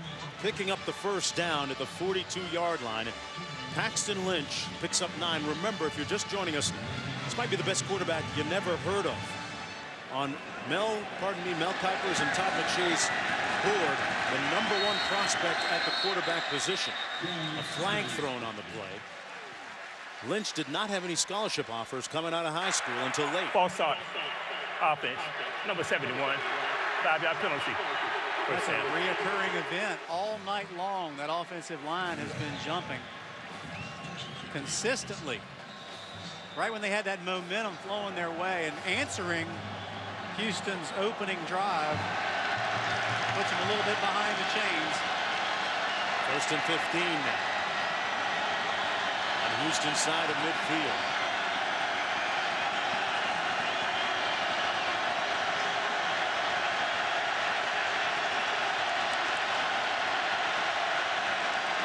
They just get the play off. And it's complete. Mose Frazier inside the 40 as we go to the studio. Chris. Mark, LSU trailing Arkansas by 21 here on ESPN. Look at this crazy play. Brandon Harris off of Traven Durrell's arm and into Malachi Dupree's arms. Take another look. Wild one. LSU scores.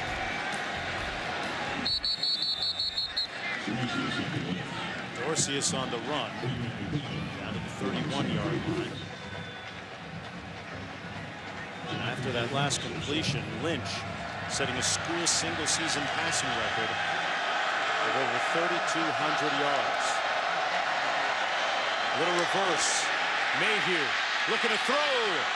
Incomplete. That hit the turf at the 15-yard line, intended for Mose Frazier. They were sitting on that one. Well, they had the double reverse throwback pass last week versus Navy, so obviously Houston was clued in on the fact that that might be a repeat event, even though it was different in the sense that Lynch never got the football back. But a great job of defending on the perimeter and downfield on the trickery. 2nd and 10. They run it into the boundary. Dorcius breaking a tackle. Pushed out of bounds at the 19 by Roberts, who makes yet another stop. Dorcius has been the most consistent guy running the football on both sides. He's the only guy who's got the ball repetitively throughout the evening and done something with it. Picked up 13. They call on him again. Down to the 13-yard line. Another good gain. Picks up 5. And as I mentioned a moment ago, Paxton Lynch continuing to indelibly etch his name into the school record books. And you think about the impact that Lynch has had on this Memphis program over the last 3 years, especially last year when they went 10-3, won the inaugural Miami Beach Bowl against BYU, and offering another memorable season here. Going to take off with it. Lynch pushed out of bounds. They're going to mark it at the 7-yard line. Stephen Taylor pushed him out of bounds, but picked up 6. I'm becoming more and more impressed with his ability to run the football as the game progresses. He's not a statue back there. He is not at all, and with the length of those strides, it's very deadly and very, very effective. 11th play of the drive coming up for the Tigers. This is a great answer to Houston's opening drive. They had to have this. 1st and goal. Cooper in the backfield. Cooper over the right side of that offensive line, running over Tate and Kuhn, but brought down by Tommy Mark. Picked up a yard. It'll be 2nd down and goal. And the great thing about having a balanced attack, that running game, to be able to offset losing Anthony Miller, number 3. Really, the void has not been noticed that much, especially on this opening drive. But obviously, somebody's going to have to step in and fill that void later down the road in this ballgame.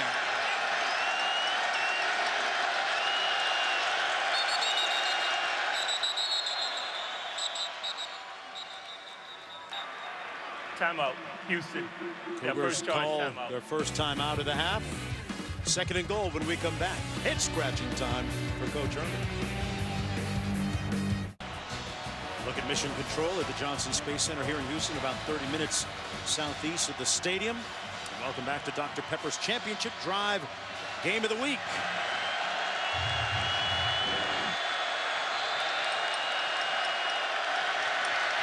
Tigers trying to launch again here in the 2nd half, take flight. Lynch hands it off, and they just did. Dorcius with the touchdown. And what an answer by the Tigers to Houston's touchdown on their last drive.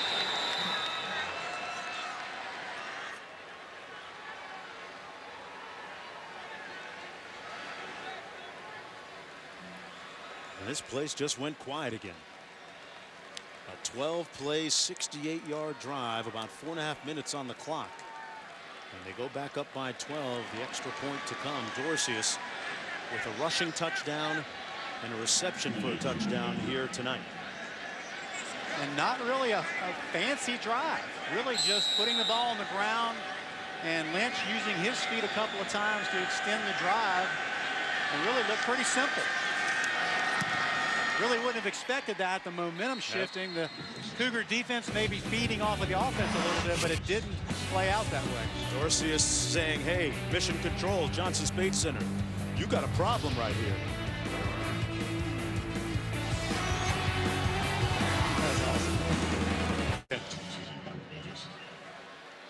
Memphis Tigers looking to bounce back after losing their first game in 16 outings last week against Navy. So much at stake for both the Tigers, their quarterback Paxton Lynch, and Houston trying to remain undefeated at 9-0 coming into this game. Houston at 8-1, very tight atop the standings in the American Conference West Division. In the East, Temple cruising along undefeated. Pardon me, one loss overall, undefeated in conference play, but stumbling tonight. More on that in a minute. Here's a look at the remaining schedules of the respective teams here. Memphis and Houston is at UConn. Temple plays Memphis at home next week, and Navy is at Tulsa. But interesting news coming out of Temple tonight as they are trailing against USF. That was a little unannounced and unexpected. 31-10 in the third. Quite a hole to dig themselves out of.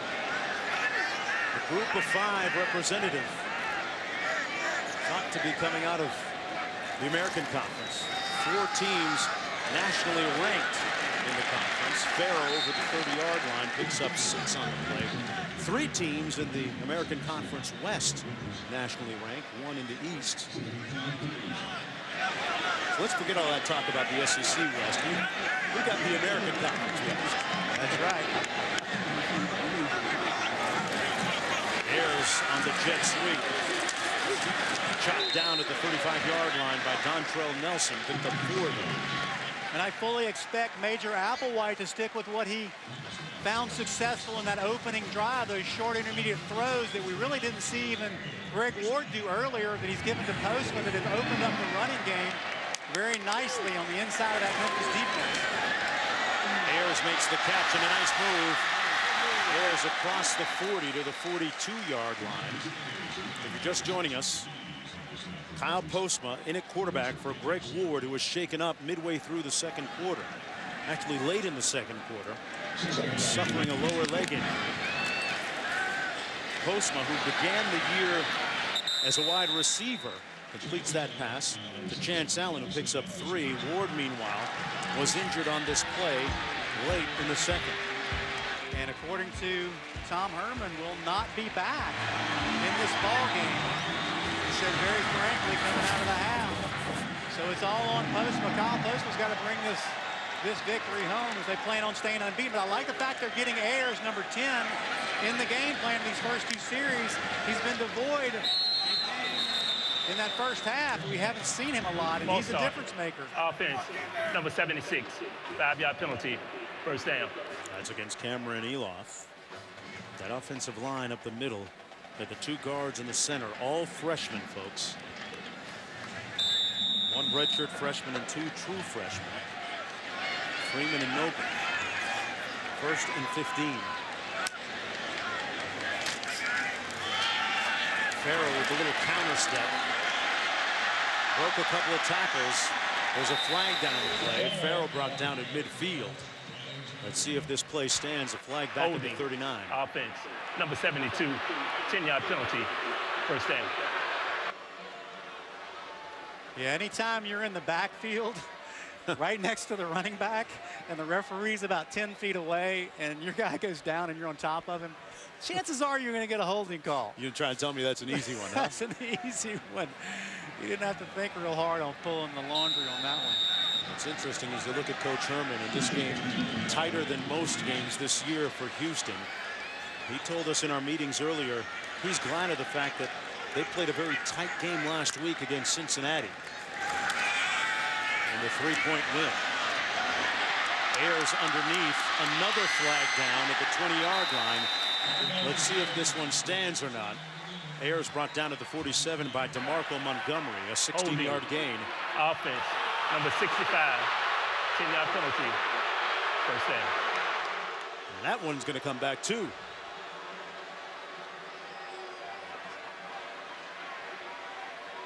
That's the third straight penalty. Yeah, Carter Wall, the right tackle, who had done such a great job earlier. Where's that? Wait, he was a doormat. He got trucked. And they called a penalty on it. That was odd, to say the least.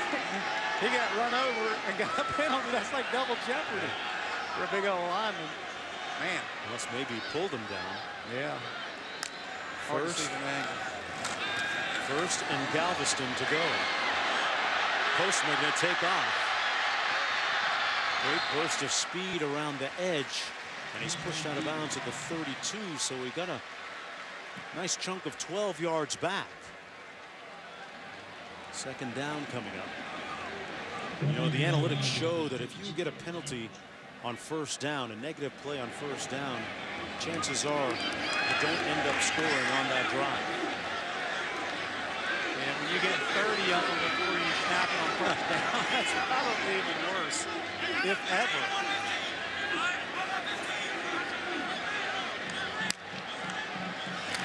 Memphis showing some pressure up front. Postma kind of hesitated to throw it incomplete to Linnell Bonner. Well, he really got spooked on that. He saw all those guys lined up, 6 of them on the line of scrimmage, and really got out of his rhythm and gave the play no chance. Now here's an opportunity really just to take some field position. It's a 3rd and 24. Take your slow screen, your quick screen, take the yards they'll give them. Play field. Play the field goal. Postma going to take a shot uptown. Allen. Incomplete. And no flag. Chance Allen defended well by Lanier. Chauncey Lanier says, not right now. 4th down coming up. And here comes the punt. That's what happens when you have those negative plays on first down. 4.5 minutes to go here in the 3rd quarter. And Houston's perfect 9-0 record in peril right now, trailing by 13 points. Trying to keep pace with Navy in the American Conference West Division. Navy winning earlier today against SMU. This is Proctor with the catch. Out of bounds around the 35. 36-yard punt. Back after this. 18 combined championships between those teams participating. And you know what? If you got Mike Ditka doing the voiceover, you must watch. First down and 10 for the Tigers. Remember, as Lynch pushed out of bounds at the line of scrimmage between games of that basketball double dip. It's the college football playoff show. Get a chance to see who's going to be in the top 4 in college football playoff rankings. Come out on Tuesday night in between that basketball doubleheader.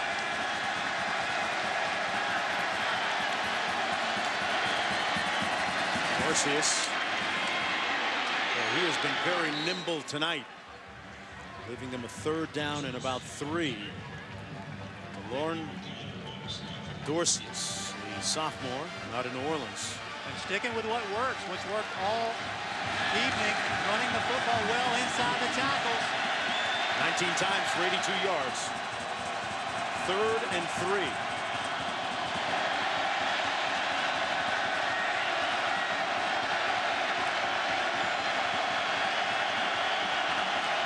Lynch, a little late blitz coming. Picked up. And Lynch tries to stretch that ball out. They've spotted him with a very gracious spot. A very advantageous one, and he got the first down. Stuck that ball out at the end of the run here, Brian. Yeah, just did get it. Again, we see him just not incredible, not all eye-popping, but he gets the yardage when he needs it. He knows where the first down marker is, gets what he needs. Houston did a good job of sitting back in zone. He didn't press it, didn't force it, just took what they gave him.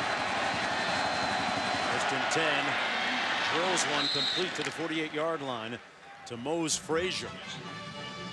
7-yard gain for Frazier. If you just join us, Paxton Lynch didn't have any scholarship offers in National Signing Day 2012. Hands it off here to Dorcius, and then several schools had a look at him but didn't pull the trigger. Actually, Charlie Weiss at one point was going to offer him a scholarship, then ended up taking the Kansas job, so that was off the table. Miami had him into camp and decided not to offer. 3rd and 1. Looks like he got it. They're going to give Dorcius a very propitious spot. Yeah, those last couple of spots have certainly favored the Tigers. You wouldn't think so. Houston being on their home turf. But that's all they need to do at this point. They've been successful all evening, moving the football down the field, progressively running the football at will, taking what they'll give them in the passing game, and Houston doesn't have an answer for it. Landon Roberts, number 44, our impact player, has kind of been a little quiet tonight. Hadn't been able to do much with that running game up the middle of his defense. On the move to Montiel. And Montiel, as we go back to Chris in the studio. Guys, Oklahoma at Baylor over on ABC. Look at this beautiful pass by Baker Mayfield. He just drops it right in, and a great catch by Sterling Shepard. Yes, it was reviewed. He hit the pylon. Touchdown, 13-6. Sooners on top. Right, there's 2nd and 5 here from the 40-yard line.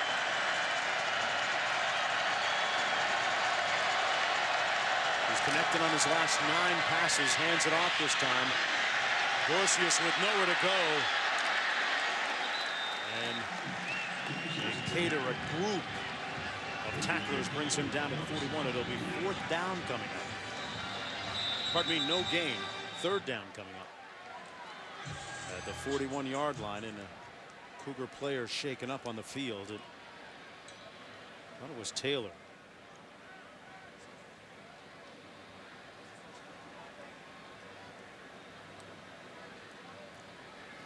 Third down and 6. Let's take a look at the injury. And it was Taylor. Hard to tell on that look there.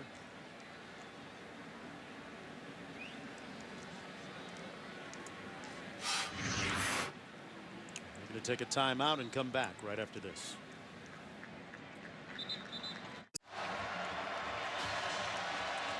Back under the lights in Houston at TD ECU Stadium.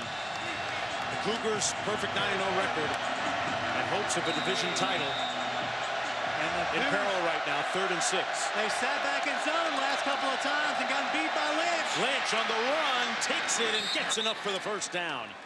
What a burst of speed by the lanky quarterback. He picks up 9. Nothing new for him. Same thing. They get in that zone. It looked like they were man coverage there, but Lynch has gotten them every single time. The guy that we were looking at on the other side of the football, Greg Ward, we were looking at the wrong guy. Who's been the most effective moving the football on the ground tonight has been Lynch, the 6'7" guy who's pocket back. 12 rushes for 38 yards. And moves the chains again on 3rd down. Tried to send his receiver downfield, down cross, couldn't get there, and maybe that flag tells you why. Flag down at the 18-yard line. Looked like Cross tried to cut up field, but the defender impeded his progress. There's no foul for defensive pass interference. The ball was ruled to be uncatchable. Second down. Here's your explanation. Cross looked unhappy with his quarterback there. I don't know if you noticed that because he was wide open in the flats, and Lynch almost said, I don't want to throw you the football. Yeah. And he let him know it at the end of that play, but you got to be careful because you don't want to upset those quarterbacks. They won't ever throw you the football if you do that. This Houston defense, which leads the nation in takeaways, has yet to create one tonight. Here they come with a blitz. Lynch gets the ball out in time and drops a dime at the 24-yard line to Frazier. And that's what's so beautiful about having a 6'7" quarterback who can wing it out there on a dime. And that's going to be the end, maybe the last play of this third quarter. As Paxton Lynch has been a picture of precision, a portrait of perfection when it's counted most here tonight. 227 yards passing. Houston trying to mount a rally, but Memphis has had all the answers to counter. Fourth quarter coming up.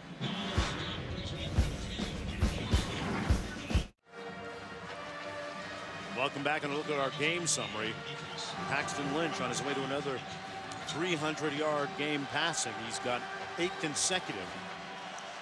But look at that bottom note there. Houston, which leads the nation in takeaways, with none tonight. Meanwhile, Ward on the sidelines, injured late in the second quarter, has not been in the game since. Now Postma has taken over. Taking him in the end zone a couple of times too. On 3rd and 3, wide open, Jones will get to the end zone. Touchdown Tigers! Good shit, Taylor. Good shit. How you do that shit? Come on, Taylor. The Beale Street Bullies rolling through Houston and taking over the papers, the lease, everything here on TD ECU Stadium.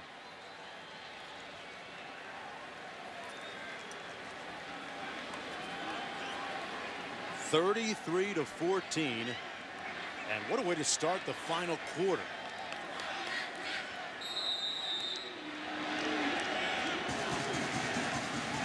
With the extra point.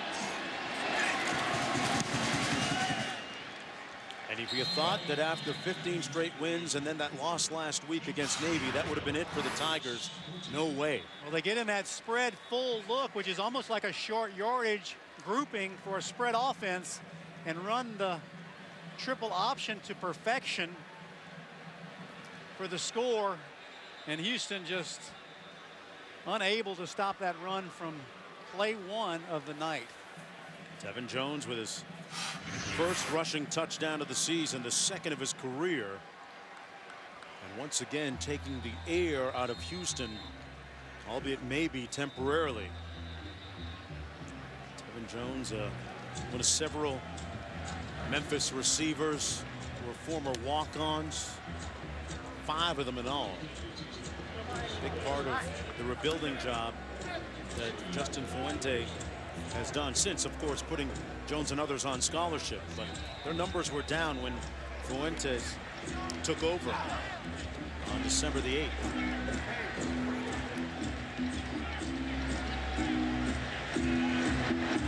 Fuente went 4-8, 3-9, then 10-3 last year. And let's take a look at tonight's hard-working player, brought to you by Duluth. Paxton Lynch has pulled out all his tools in the toolbox tonight. He has just been effective at everything that he's wanted to do. This offense has been very balanced. They've done what they've wanted at will against Houston.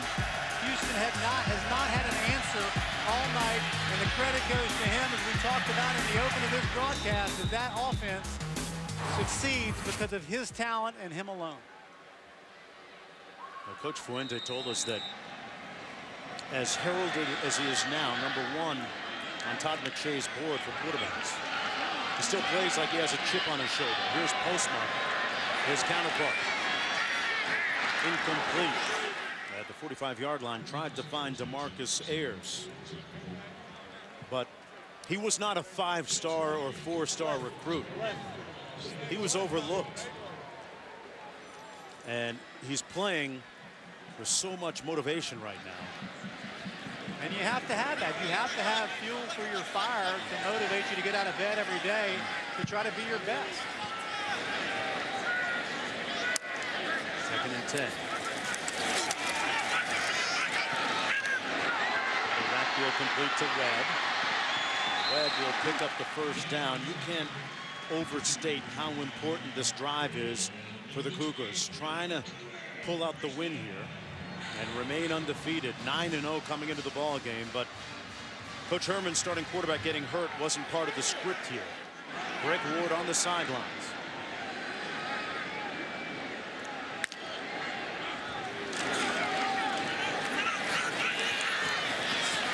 Postma complete to Bonner. Remember, a potential berth in a New Year's 6 bowl at stake tonight. Houston and Memphis at 5-0 and 4-1 respectively. Navy winning earlier today against SMU, but still a lot of interesting football to play in a backloaded schedule in the American Conference. Houston has to play Navy still. Memphis takes on UConn. Postma downfield. Caught by Ayers at the 17. In traffic, too. That was one of those footballs when he put it up.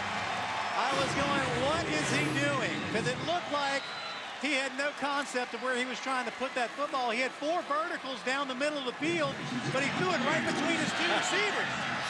40-yard gain by Ayers.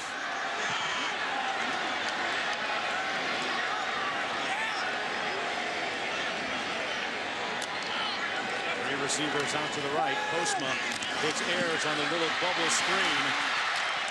And he's tripped up just shy of the 10-yard line. You saw Ayers out there, Brian, kind of align his fellow receivers, it seemed like, before the play. It looked like they had a little issue. Directing traffic out there. But getting him in space is key. They need to find better ways to do that. They've been a little bit lulled at that lately, earlier in this ballgame. 6-yard gain. Farrow puts his hat down and muscles his way into the score.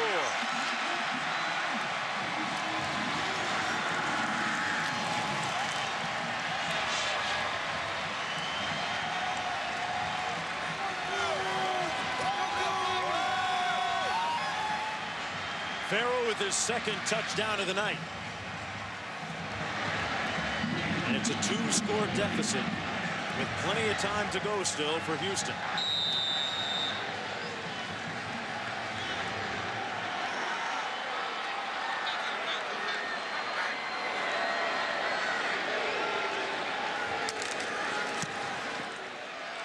Well, we had an inkling that things might ultimately and eventually heat up on the offensive side of the ball. We've already had a couple of touchdowns, and we haven't even played 4 minutes here in the 4th quarter.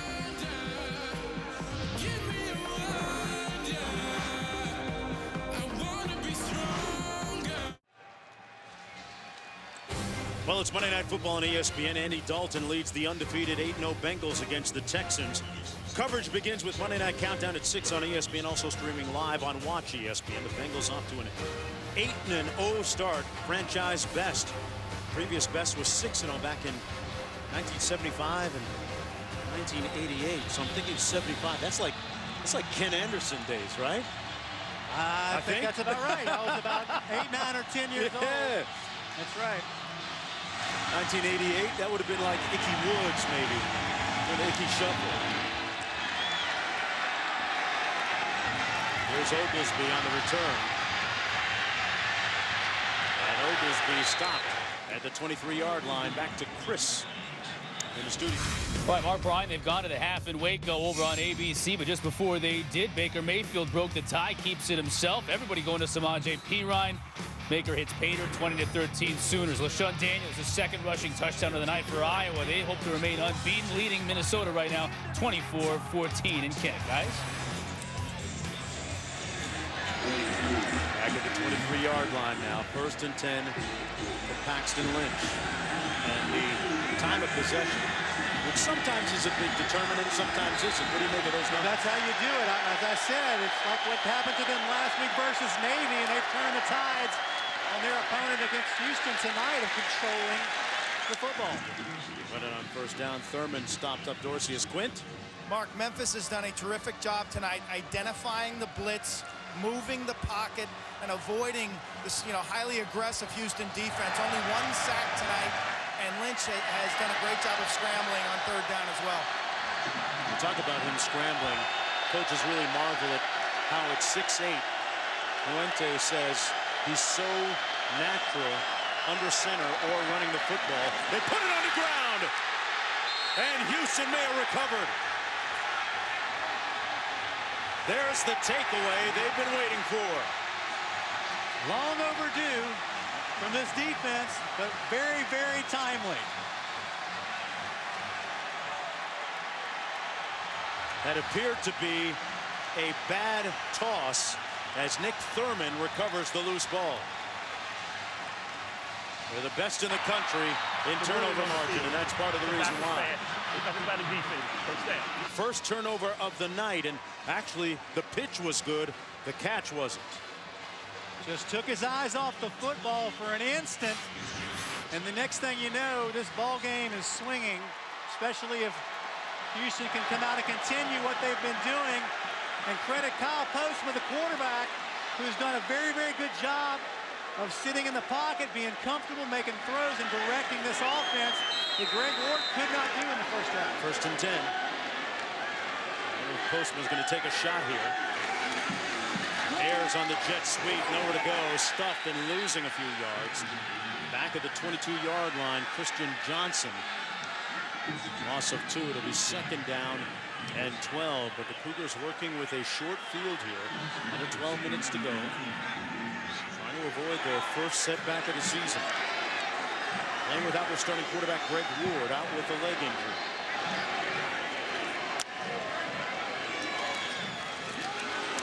Postma gives it to Farrell. It'll be third down and a long 9 as Leonard Pegues makes the stop. Ward hurt near the latter part of the first half. He's now the depth coach on the sideline. We've seen the slow screen from Memphis earlier in the game that was very effective. A great time here maybe for Houston to dial up the same formula, especially with Memphis bringing pressure. Postma looks Ayers' way, and it's through the hands of Bonner. Should have been caught. And instead, it's fourth down. Do you take the field goal here, or do you go for it? That's a good question. Looks like Postma's going to stay on the field. Yeah, it doesn't look like they're going to think too hard about it on 4th and 10. Going to go quick. Or at least pretend to. 8 of 17 on the season on fourth down. And now Memphis is going to call timeout. Timeout, Memphis. Their first charge timeout. 11:04 to go in the ball game. Back after this. A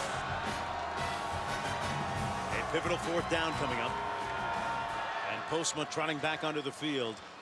Houston looking like they're going to go for it here. What do you make of this move here at this point of the game? Well, I guess you've got to try. You got the possession. You got the free possession. But I think you send them vertical here. You check down Farrow underneath and almost in a delay release. Ayers is split to the bottom of your screen in the slot. Inside receiver.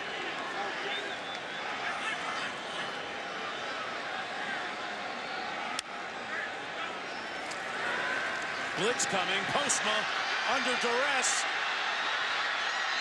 Got rid of it. Caught for the first down. But there's a flag down on the play. Chance Allen made the play at the 7. In some heavy traffic. A 13-yard gain for the first down. Let's see if it stands, though. Here's the call. Holding. Defense. Number 16. Coming to surprise. And double the play. First down. Well, you roll Ward the cheering dice. on his teammate Postma. You roll the dice and they come up 7. But because of Postma extending that play, setting his feet, getting his shoulders turned, and making the throw. Huge call by head coach Tom Herman. First and goal now. Farrell, who's already got 2 touchdowns tonight, nowhere to go that time. Stopped up right near the line of scrimmage by Donald Pennington. Herman, the former offensive coordinator at Ohio State, trying to press the right button here, but that gamble paying off. A moment ago on 4th down. Maybe a season saver, a conference championship saver for Houston. Second and goal. The throwback wide open. Touchdown McCloskey.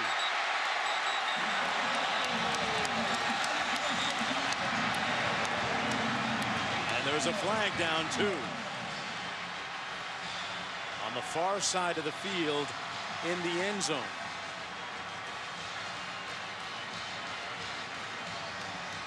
And they're talking about McCloskey. There were 2 fouls on the play. Holding, defense, number 17. Illegal touching, offense, number 45, who was covered up, and an ineligible receiver. Those penalties were offset. Replay second down. So they'll take the score off the board. I highly doubt it was intentional to cover up your tight end. That's the name, end. Must have been an alignment issue with one of the wide receivers out wide. Had him out wide on the edge. Covered up. Second and goal coming up. Postma, a predetermined quarterback run, and he got rocked at the 6-yard line. Nowhere to go. There was no hole on that left side of the offensive line. A 1-yard gain. Looking at third and goal now. And that's a play you'll see with Greg Ward a lot, right off tackle. Very successful with his speed. Not as effective with up at the line quick. Postma into the end zone. Incomplete. In and out of the hands of Bonner. So 4th and goal. They went for it last time on 4th down. And they're sending in another receiver here. Tight end Hayden Daniels. And they're keeping the offense on the field. They converted last time on 4th. This gets it to a 1-score game. But obviously, again, another roll of the dice by Tom Herman. 5 receivers. Low snap into the end zone. Incomplete. No flag intended for Chance Allen.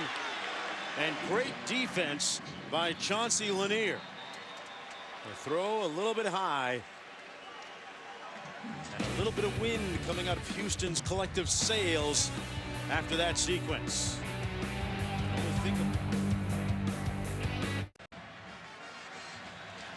Tell us why that was a penalty, Brian, a moment ago against the Cougars, formation-wise, and why it cost them. We'll talk about it in just a moment. Memphis up at the line of scrimmage with 9.5 to go here. Their defense came up big, and now their offense, Dorcius, shifting into overdrive out to the 46-yard line. Let's go back to that penalty. The receiver was covered, making him ineligible. Yeah, McCloskey, the tight end right here, is covered up by the wide guy out here. Chance Allen, number 21, making McCloskey inside ineligible to be able to go out and catch a pass on the play. Big, huge error right there. Great call, but just a huge mistake on the alignment issue for that particular play. So should McCloskey have been back? He could have been back. That would have been fine. Or if Chance Allen was off, either one of them. Kraft in a tailback, he gets the carry. As Memphis now up 13 points with 8:46 to go in the ball game. Trying to improve to 6-1. Pardon me, 5-1 in conference play.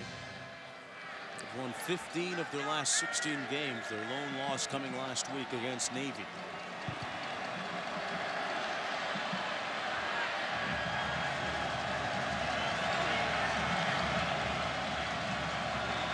Win tonight for Memphis is huge. This is basically an elimination game for them in terms of the conference race.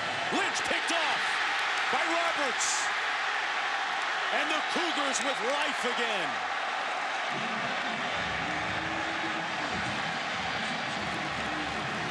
The second leading tackler in the nation comes up with a big pick and shows you that he's got good hands too.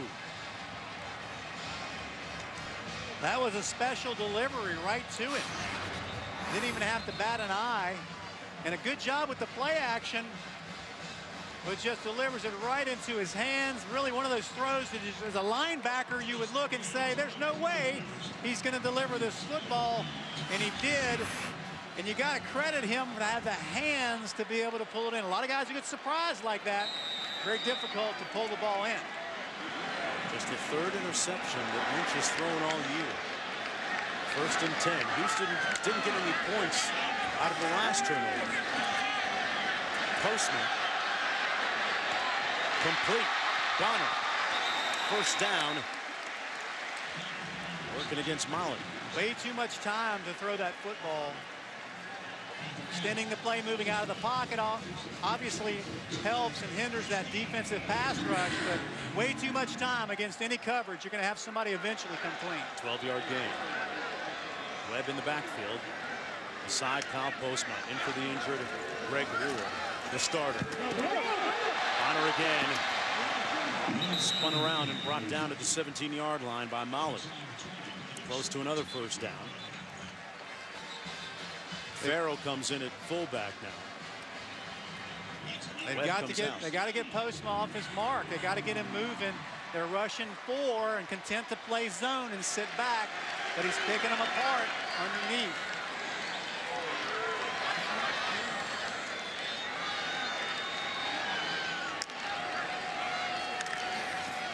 Postma hands it off to Farrell. Got an alley over the left side. Nice little stop and go move, brought down just inside the 10 by Pegues, leaving them about 2 yards short of the 1st down, picked up 8. It's a great opportunity on 2nd and short. Take a shot in the end zone really quick. Instead, they hand it off to Mr. Dependable Farrell, who picks up the 1st down, picking up 3, and it's 1st and goal with 6:43 to go. Houston trying to remain perfect on the season. Stay in the driver's seat in the division. Farrell again, hammer time.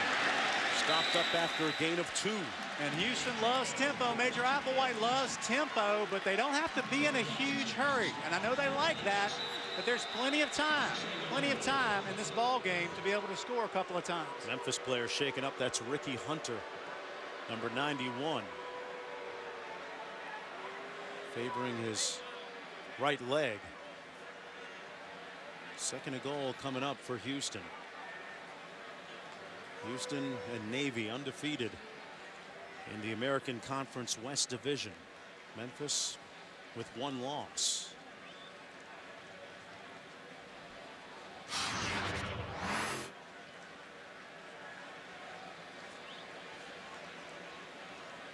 Yeah, it gets double teamed.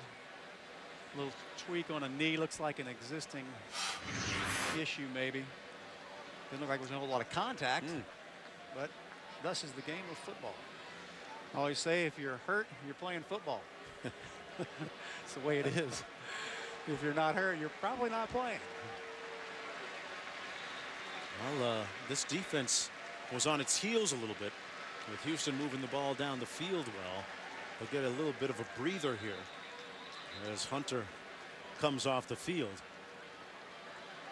But Houston's tempo is certainly picking up on this drive and productive as a result.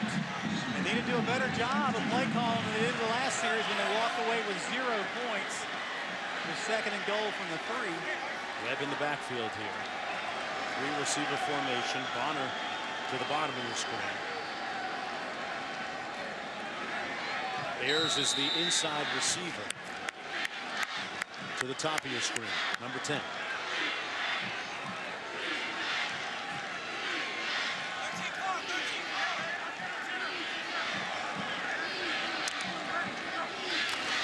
Postma.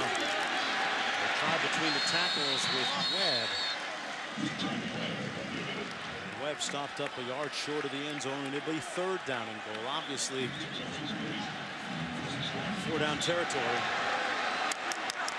Postma hands it off. Webb again. Touchdown, Houston. He barely broke the play. And now it's a 1-score game. And I like the patience of Major Applewhite, the offensive coordinator. He is content to get the hard yards the hard way. Yeah, he's in. And know that they're going to be able to punch it in this time. And they did that very successfully. They needed that. They could not possibly have walked away from again without points. And now we got a 1-score game. Yep. Webb with his 3rd rushing touchdown of the season, the 4th of his career. And a special return to Houston for Webb. During Katrina, he left the area.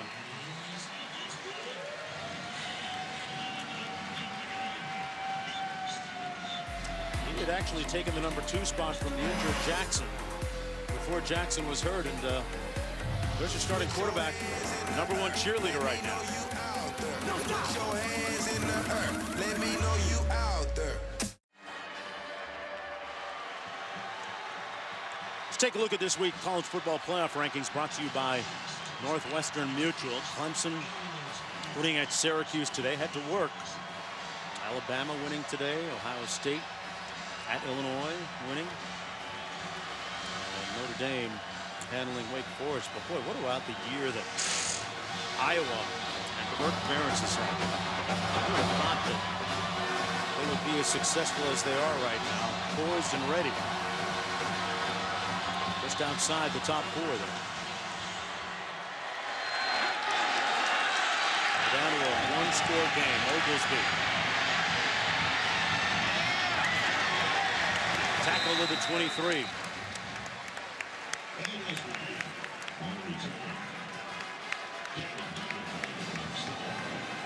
Let's go to the studio and Chris Cotter. All right, Mark, you guys just saw the number 17 there. Stanford, they're in trouble at all. Vernon Adams is going to find Taj Griffin, this speedy youngster from Georgia. What? Bounces off a defender. He takes it to the house. So it's 35-23 Ducks. Here comes Stanford. Kevin Hogan to Greg Tabawan, also from the state of Georgia. 35-30 now. Stanford trails in the 4th, guys. Part of Georgia flavor in that game. Morsius in the backfield takes the handoff and picks up a couple on the play. Nick Thurman makes the stop. 5.5 minutes to go. This is a game where Houston struggled in the first half to move the ball on the ground. Remember that they had negative rushing yardage, minus 13 yards in the first half. Memphis led at one point 20-0 in the second quarter. And Memphis doesn't have to do anything fancy. They have to be just patient, continue to do what they've done all night, and move the football on the ground. Time and points are on their side right now.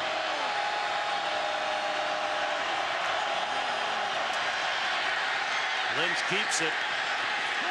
Made a couple of guys miss and falls forward to the 28-yard line. A pivotal 3rd down coming up after that gain of 5. And you can imagine that Brad Cornelson is somewhat conservative, the offensive coordinator, because the last 2 possessions, fumble, INT. So he doesn't want to do anything to give them a short field again for the 3rd straight time, and a chance to take over the lead of this football game. This defense has gotten a couple of takeaways here in the second half. Play clock winding down. And we're going to call a timeout here. Timeout, Memphis. Yeah, second charge timeout. And we'll take one right along with them. Big play coming. Well, the next college football playoff top 25 ranking show presented by Goodyear is Tuesday night from the United Center in Chicago. Your chance to see the top 4 and the rest of the rankings revealed live. Join Reese with the guys 9:30 Eastern between the Champions Classic games. Champions Classic, Kentucky Duke at 7:30, Kansas, Michigan State after that. And in between, college football playoff ranking show. 3rd and 5, Lynch downfield, incomplete. And the Cougars D going to get off the field. Intended for Phil Mayhew. And that wasn't even close, Brian. That call makes no sense to me. You're going to throw the ball 40 yards down the field when you needed 5. And obviously a big communication issue between Lynch and his receiver. Not even a chance to convert. Content to punt. Marcus Ayers back at his own 35. And what a great punt by Spencer Smith. A high spiral back to the 24. And great coverage at the other end by the Tigers. A 47-yard punt. And Kyle Postma with 4 minutes to go. When his night began, folks, he was the backup quarterback who was the former wide receiver. Only the backup quarterback because the regular backup quarterback was injured. And Greg Ward Jr. was hurt late in the second quarter. He was 4 of 6 for his career for 24 yards prior to this football game. Yeah, he'd strictly gotten mop-up duty this year, but here he is with a chance to save their perfect season. Kenneth Farrow in a tailback. A couple years ago, he was a walk-on here. Went to junior college at Trinity Valley, tore it up, came back as a scholarship player now.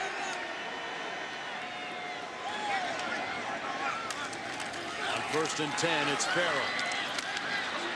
Got about 2 to the 25. Houston with 2 timeouts remaining, plenty of time, but they need a touchdown.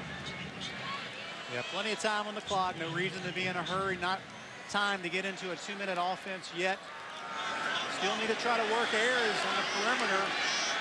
Bubble screen, get him in space. Possible big play.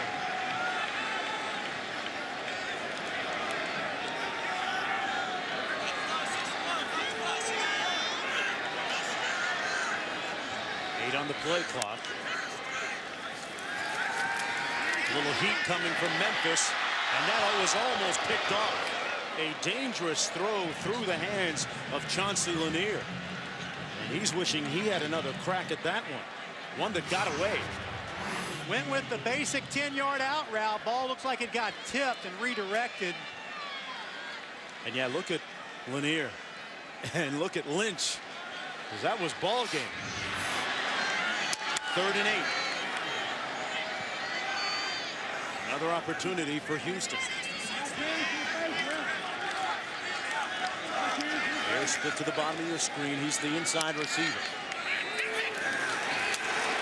Postma looks his way and finds him wide open. How do you not have somebody on Ayers? No one on the slot receiver. And of all people, it's DeMarcus Ayers who's uncovered. And Ayers holding his leg. And even though it's a zone defense, you still have to have a linebacker walked out on him.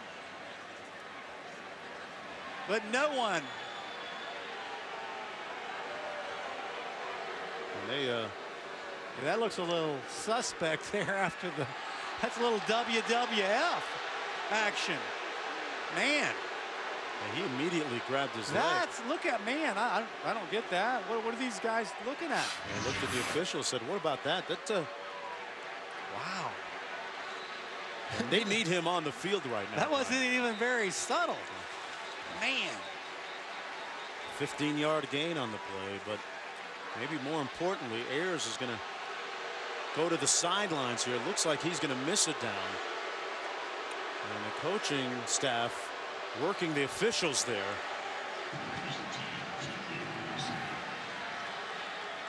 Nonetheless, great awareness by Postma, finding Ayers, uncovered, getting the ball downfield and getting the first down. Out to the 40-yard line, 1st and 10.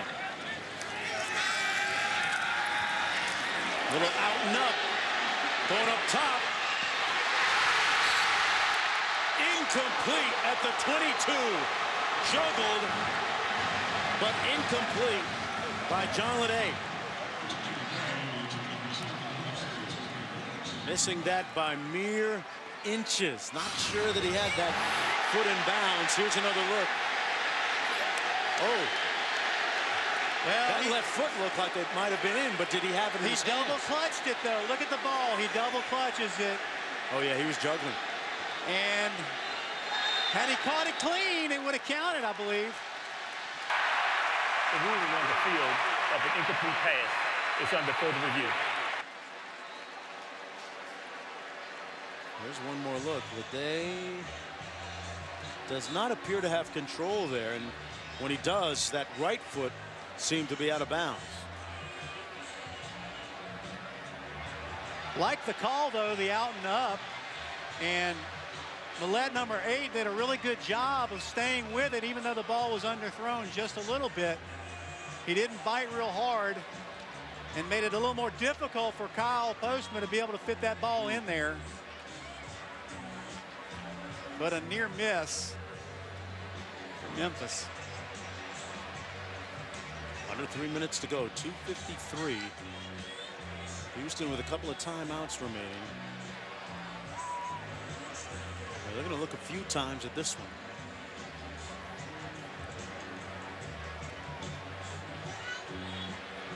His foot is down there, but he didn't seem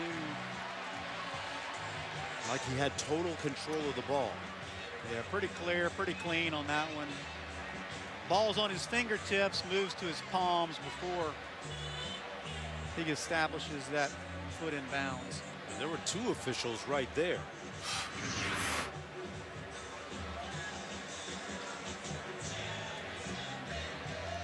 We've seen strange things happen this year with respect to replay. Yes, it is always an adventure. It's never as obvious as you perhaps think it is. And sometimes on the most obvious ones, it doesn't go that way. So you never know what they're seeing that we don't. Looks like they've arrived at their decision.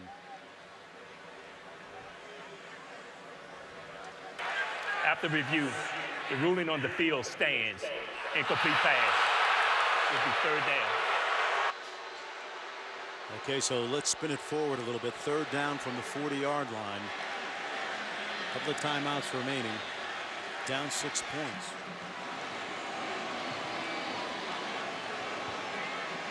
The official said 3rd down, but I believe it is 2nd down. Yeah, they had converted on the throw to Ayers, the injury, and then that was the first play after Correction. that. 2nd down. Okay. Completion. But they don't need to panic here. Houston does not need to panic. Just continue to stay with what's working. Time is still in their favor to be able to get down the field. Ayers back on the field, which is good news for the Cougars here late. Looking for the game-tying score. Postma miraculously stays on his feet. Kyle Postma into Memphis territory at the 38. What a run!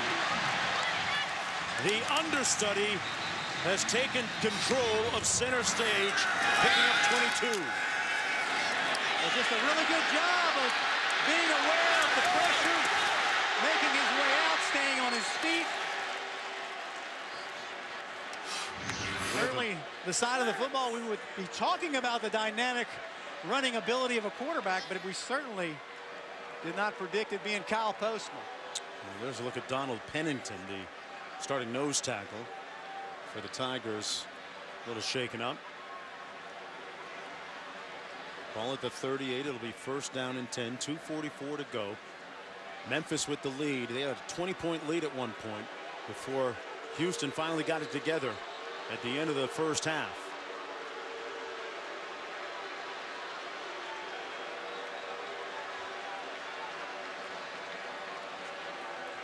Greg Ward, the starting quarterback, knocked out of the game via injury. Kyle Postma came in late in the 2nd quarter and has led the way and been responsible for all 28 points. Trying to remain perfect. Trying to keep pace with Navy for 1st place in the American West. Potential group of 5 New Year's Six Bowl potentially on the line for the Cougars right here.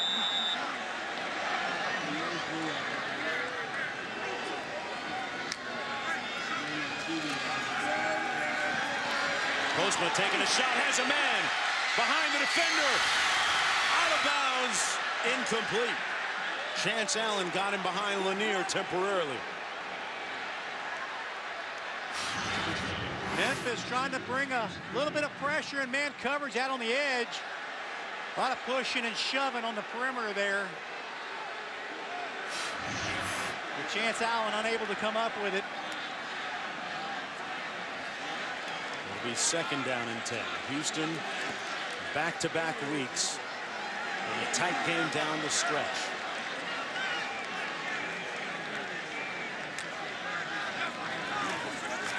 Tigers coming with some heat. Postma complete over the middle to Ayers. And Ayers enough for the 1st down. And a late flag.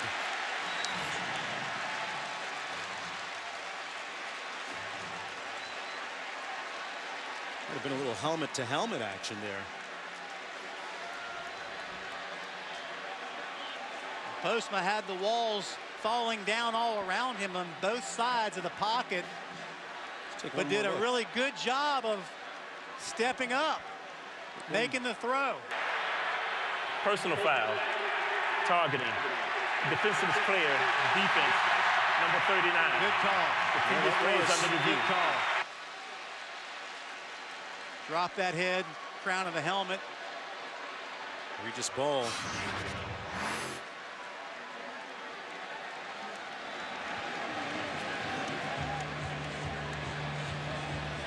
And that he is their emotional leader. There's a look at it. Helmet to helmet contact.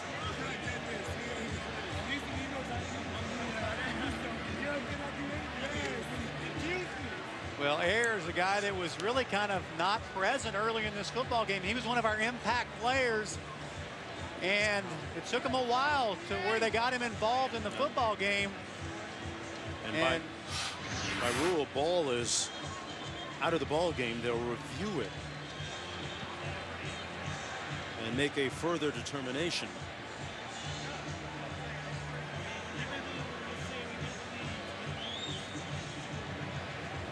Ayers once again playing a prominent role for Houston. 12 catches tonight, 115 yards. And either way, that's a big play. If Memphis has to do without their emotional leader here for the last 224, one of their more experienced players.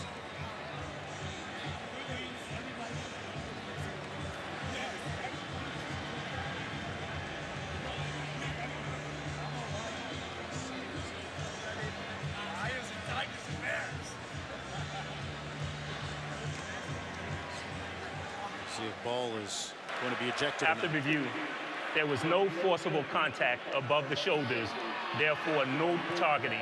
Number 39 is not disqualified. There will not be a penalty enforcement. The play did result in a 1st down. Well, so Ball stays. Nose of the ball resting at the 26. 1st and 10. Ayers with another pivotal catch. Farrow in the backfield. Houston trying to stay perfect. Memphis looking to snap a 4-game losing streak against their conference rivals. Need to again stay patient. No reason to rush. Stay involved. Run the football. Balance it out. Plenty of time left on the clock to score. Little bubble screen caught by Barner. Mallett makes the tackle immediately, picked up about 4. It is 2nd and 6, under 2 minutes to go. Houston with a couple of timeouts remaining. The Tigers with 1.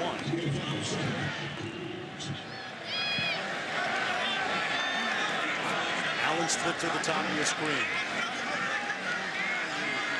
There's the inside receiver to the bottom of your screen. Blitz coming. Postma escapes into the end zone. And incomplete, but a flag thrown. Chris Morley there defending on the play for Memphis. Boy, Postma got away from the pressure. How he did that. He's doing Houdini on a couple of plays tonight, and then to get the ball off and give his receiver a chance. Pass interference. Defense. Number 17. Automatic first down. Wow. Huge call. Huge. That's against Morley. First down on the penalty, and it moves the ball inside the 10-yard line down to the 7. Last two possessions have ended in the same place. The one before ended in downs with no points at all. The last one with a touchdown. First and goal with 1:33 to go. Farrow in the backfield already with a couple of touchdowns tonight. One on the ground, one receiving.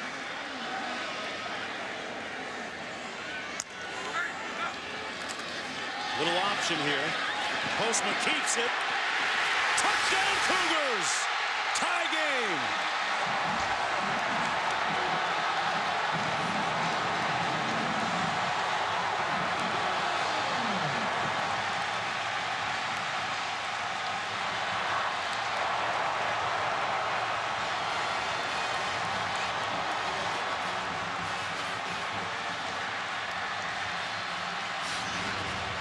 Gotta love the patience of Major Applewhite, the offensive coordinator. Did it earlier running the football and was content to do it again with the game on the line with his backup quarterback running the option.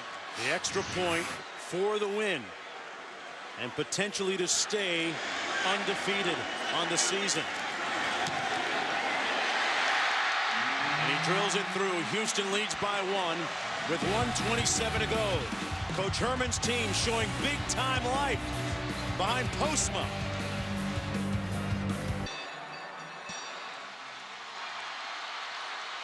Well, tonight after Washington State and number 19 UCLA, keep it locked to SportsCenter at night. For all the highlights, reactions from busy day in college football, NBA, and NHL. SportsCenter at night kicks off after the game on ESPN, also streaming live on Watch ESPN. A little over 1.5 to go here, and what an incredible night. What a fantastic comeback by the Cougars. 21 unanswered points here in the fourth quarter. The defense setting the table with a couple of takeaways. That's what they've done all year.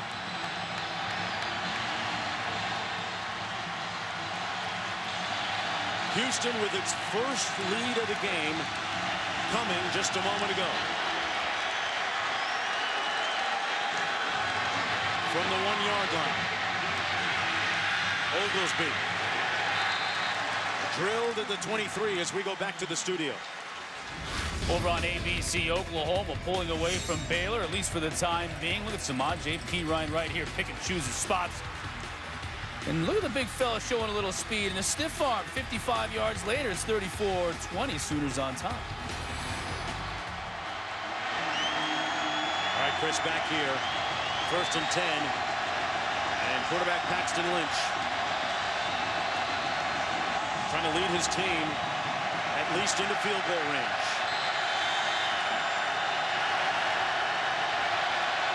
Five receivers. Incomplete. Behind his man. Intended for Proctor.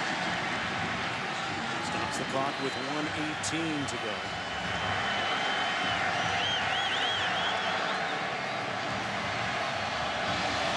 We have to remember this is a football team that in 5 straight ball games has come from behind to win the game. Obviously, circumstances a little different. Blitz coming.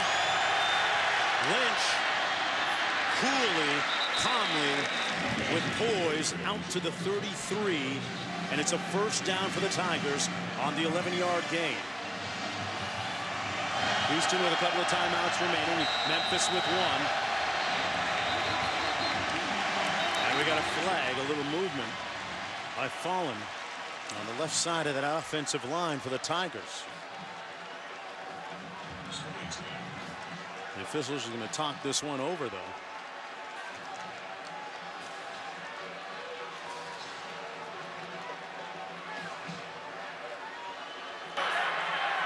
false start. Offense, number 77. 5-yard penalty. First down. I never seen that defensive line influence the call. They were begging for it. And they got it. Moves it back to the 29. Remember, Anthony Miller, one of their top receivers, absent here in the second half because of a hamstring injury. Who does Lynch go to? Down the seam. That's who he goes to, complete at the 48 to Roderick Proctor. And into Houston territory, inching closer towards field goal range for Jake Elliott. Did a great job of turning the shoulders of safety McDonald, number 16. Pass completed the 45. And it's Mayhew fighting for extra yards, picking up the first down and stopping the clock. And really just a couple yards from field goal range. Couple of nice throws, patient. The post route prior to that one to give them the big chunk yardage to put them in field goal position with a couple of nice plays here down in the red zone. We're getting close to it. You see Elliott right there on the sidelines. He has the conference record, 56 yards on a field goal. Very strong leg. 4 seconds on the play clock. They get it off. Little bubble screen. Close to the 30. Got to get out of bounds. Got to get out of bounds. Have to be aware of the circumstances. Mayhew made the catch. Back up at the line of scrimmage, going quick. 35 seconds to go. Overthrows his receiver. A little mix-up perhaps, but it stops the clock with 31 ticks to go. On the fringes of field goal range for Jake Elliott. Jake Elliott, who is 7 of 11 from 50+. And it's plenty of leg. It seems like Houston is content to just sit back in zone and play that zone and let them go underneath and take what they can get. Not that risky defense that we saw them do earlier in this year.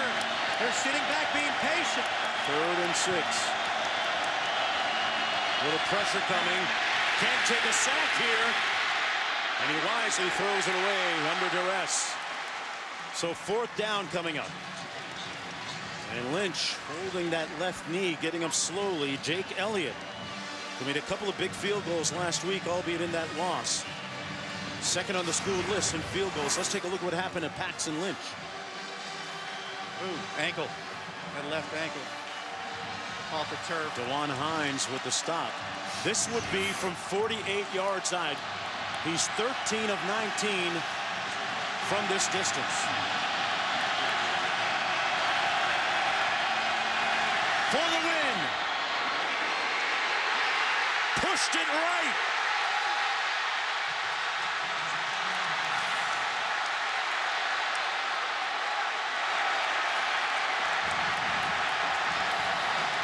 And Houston escapes.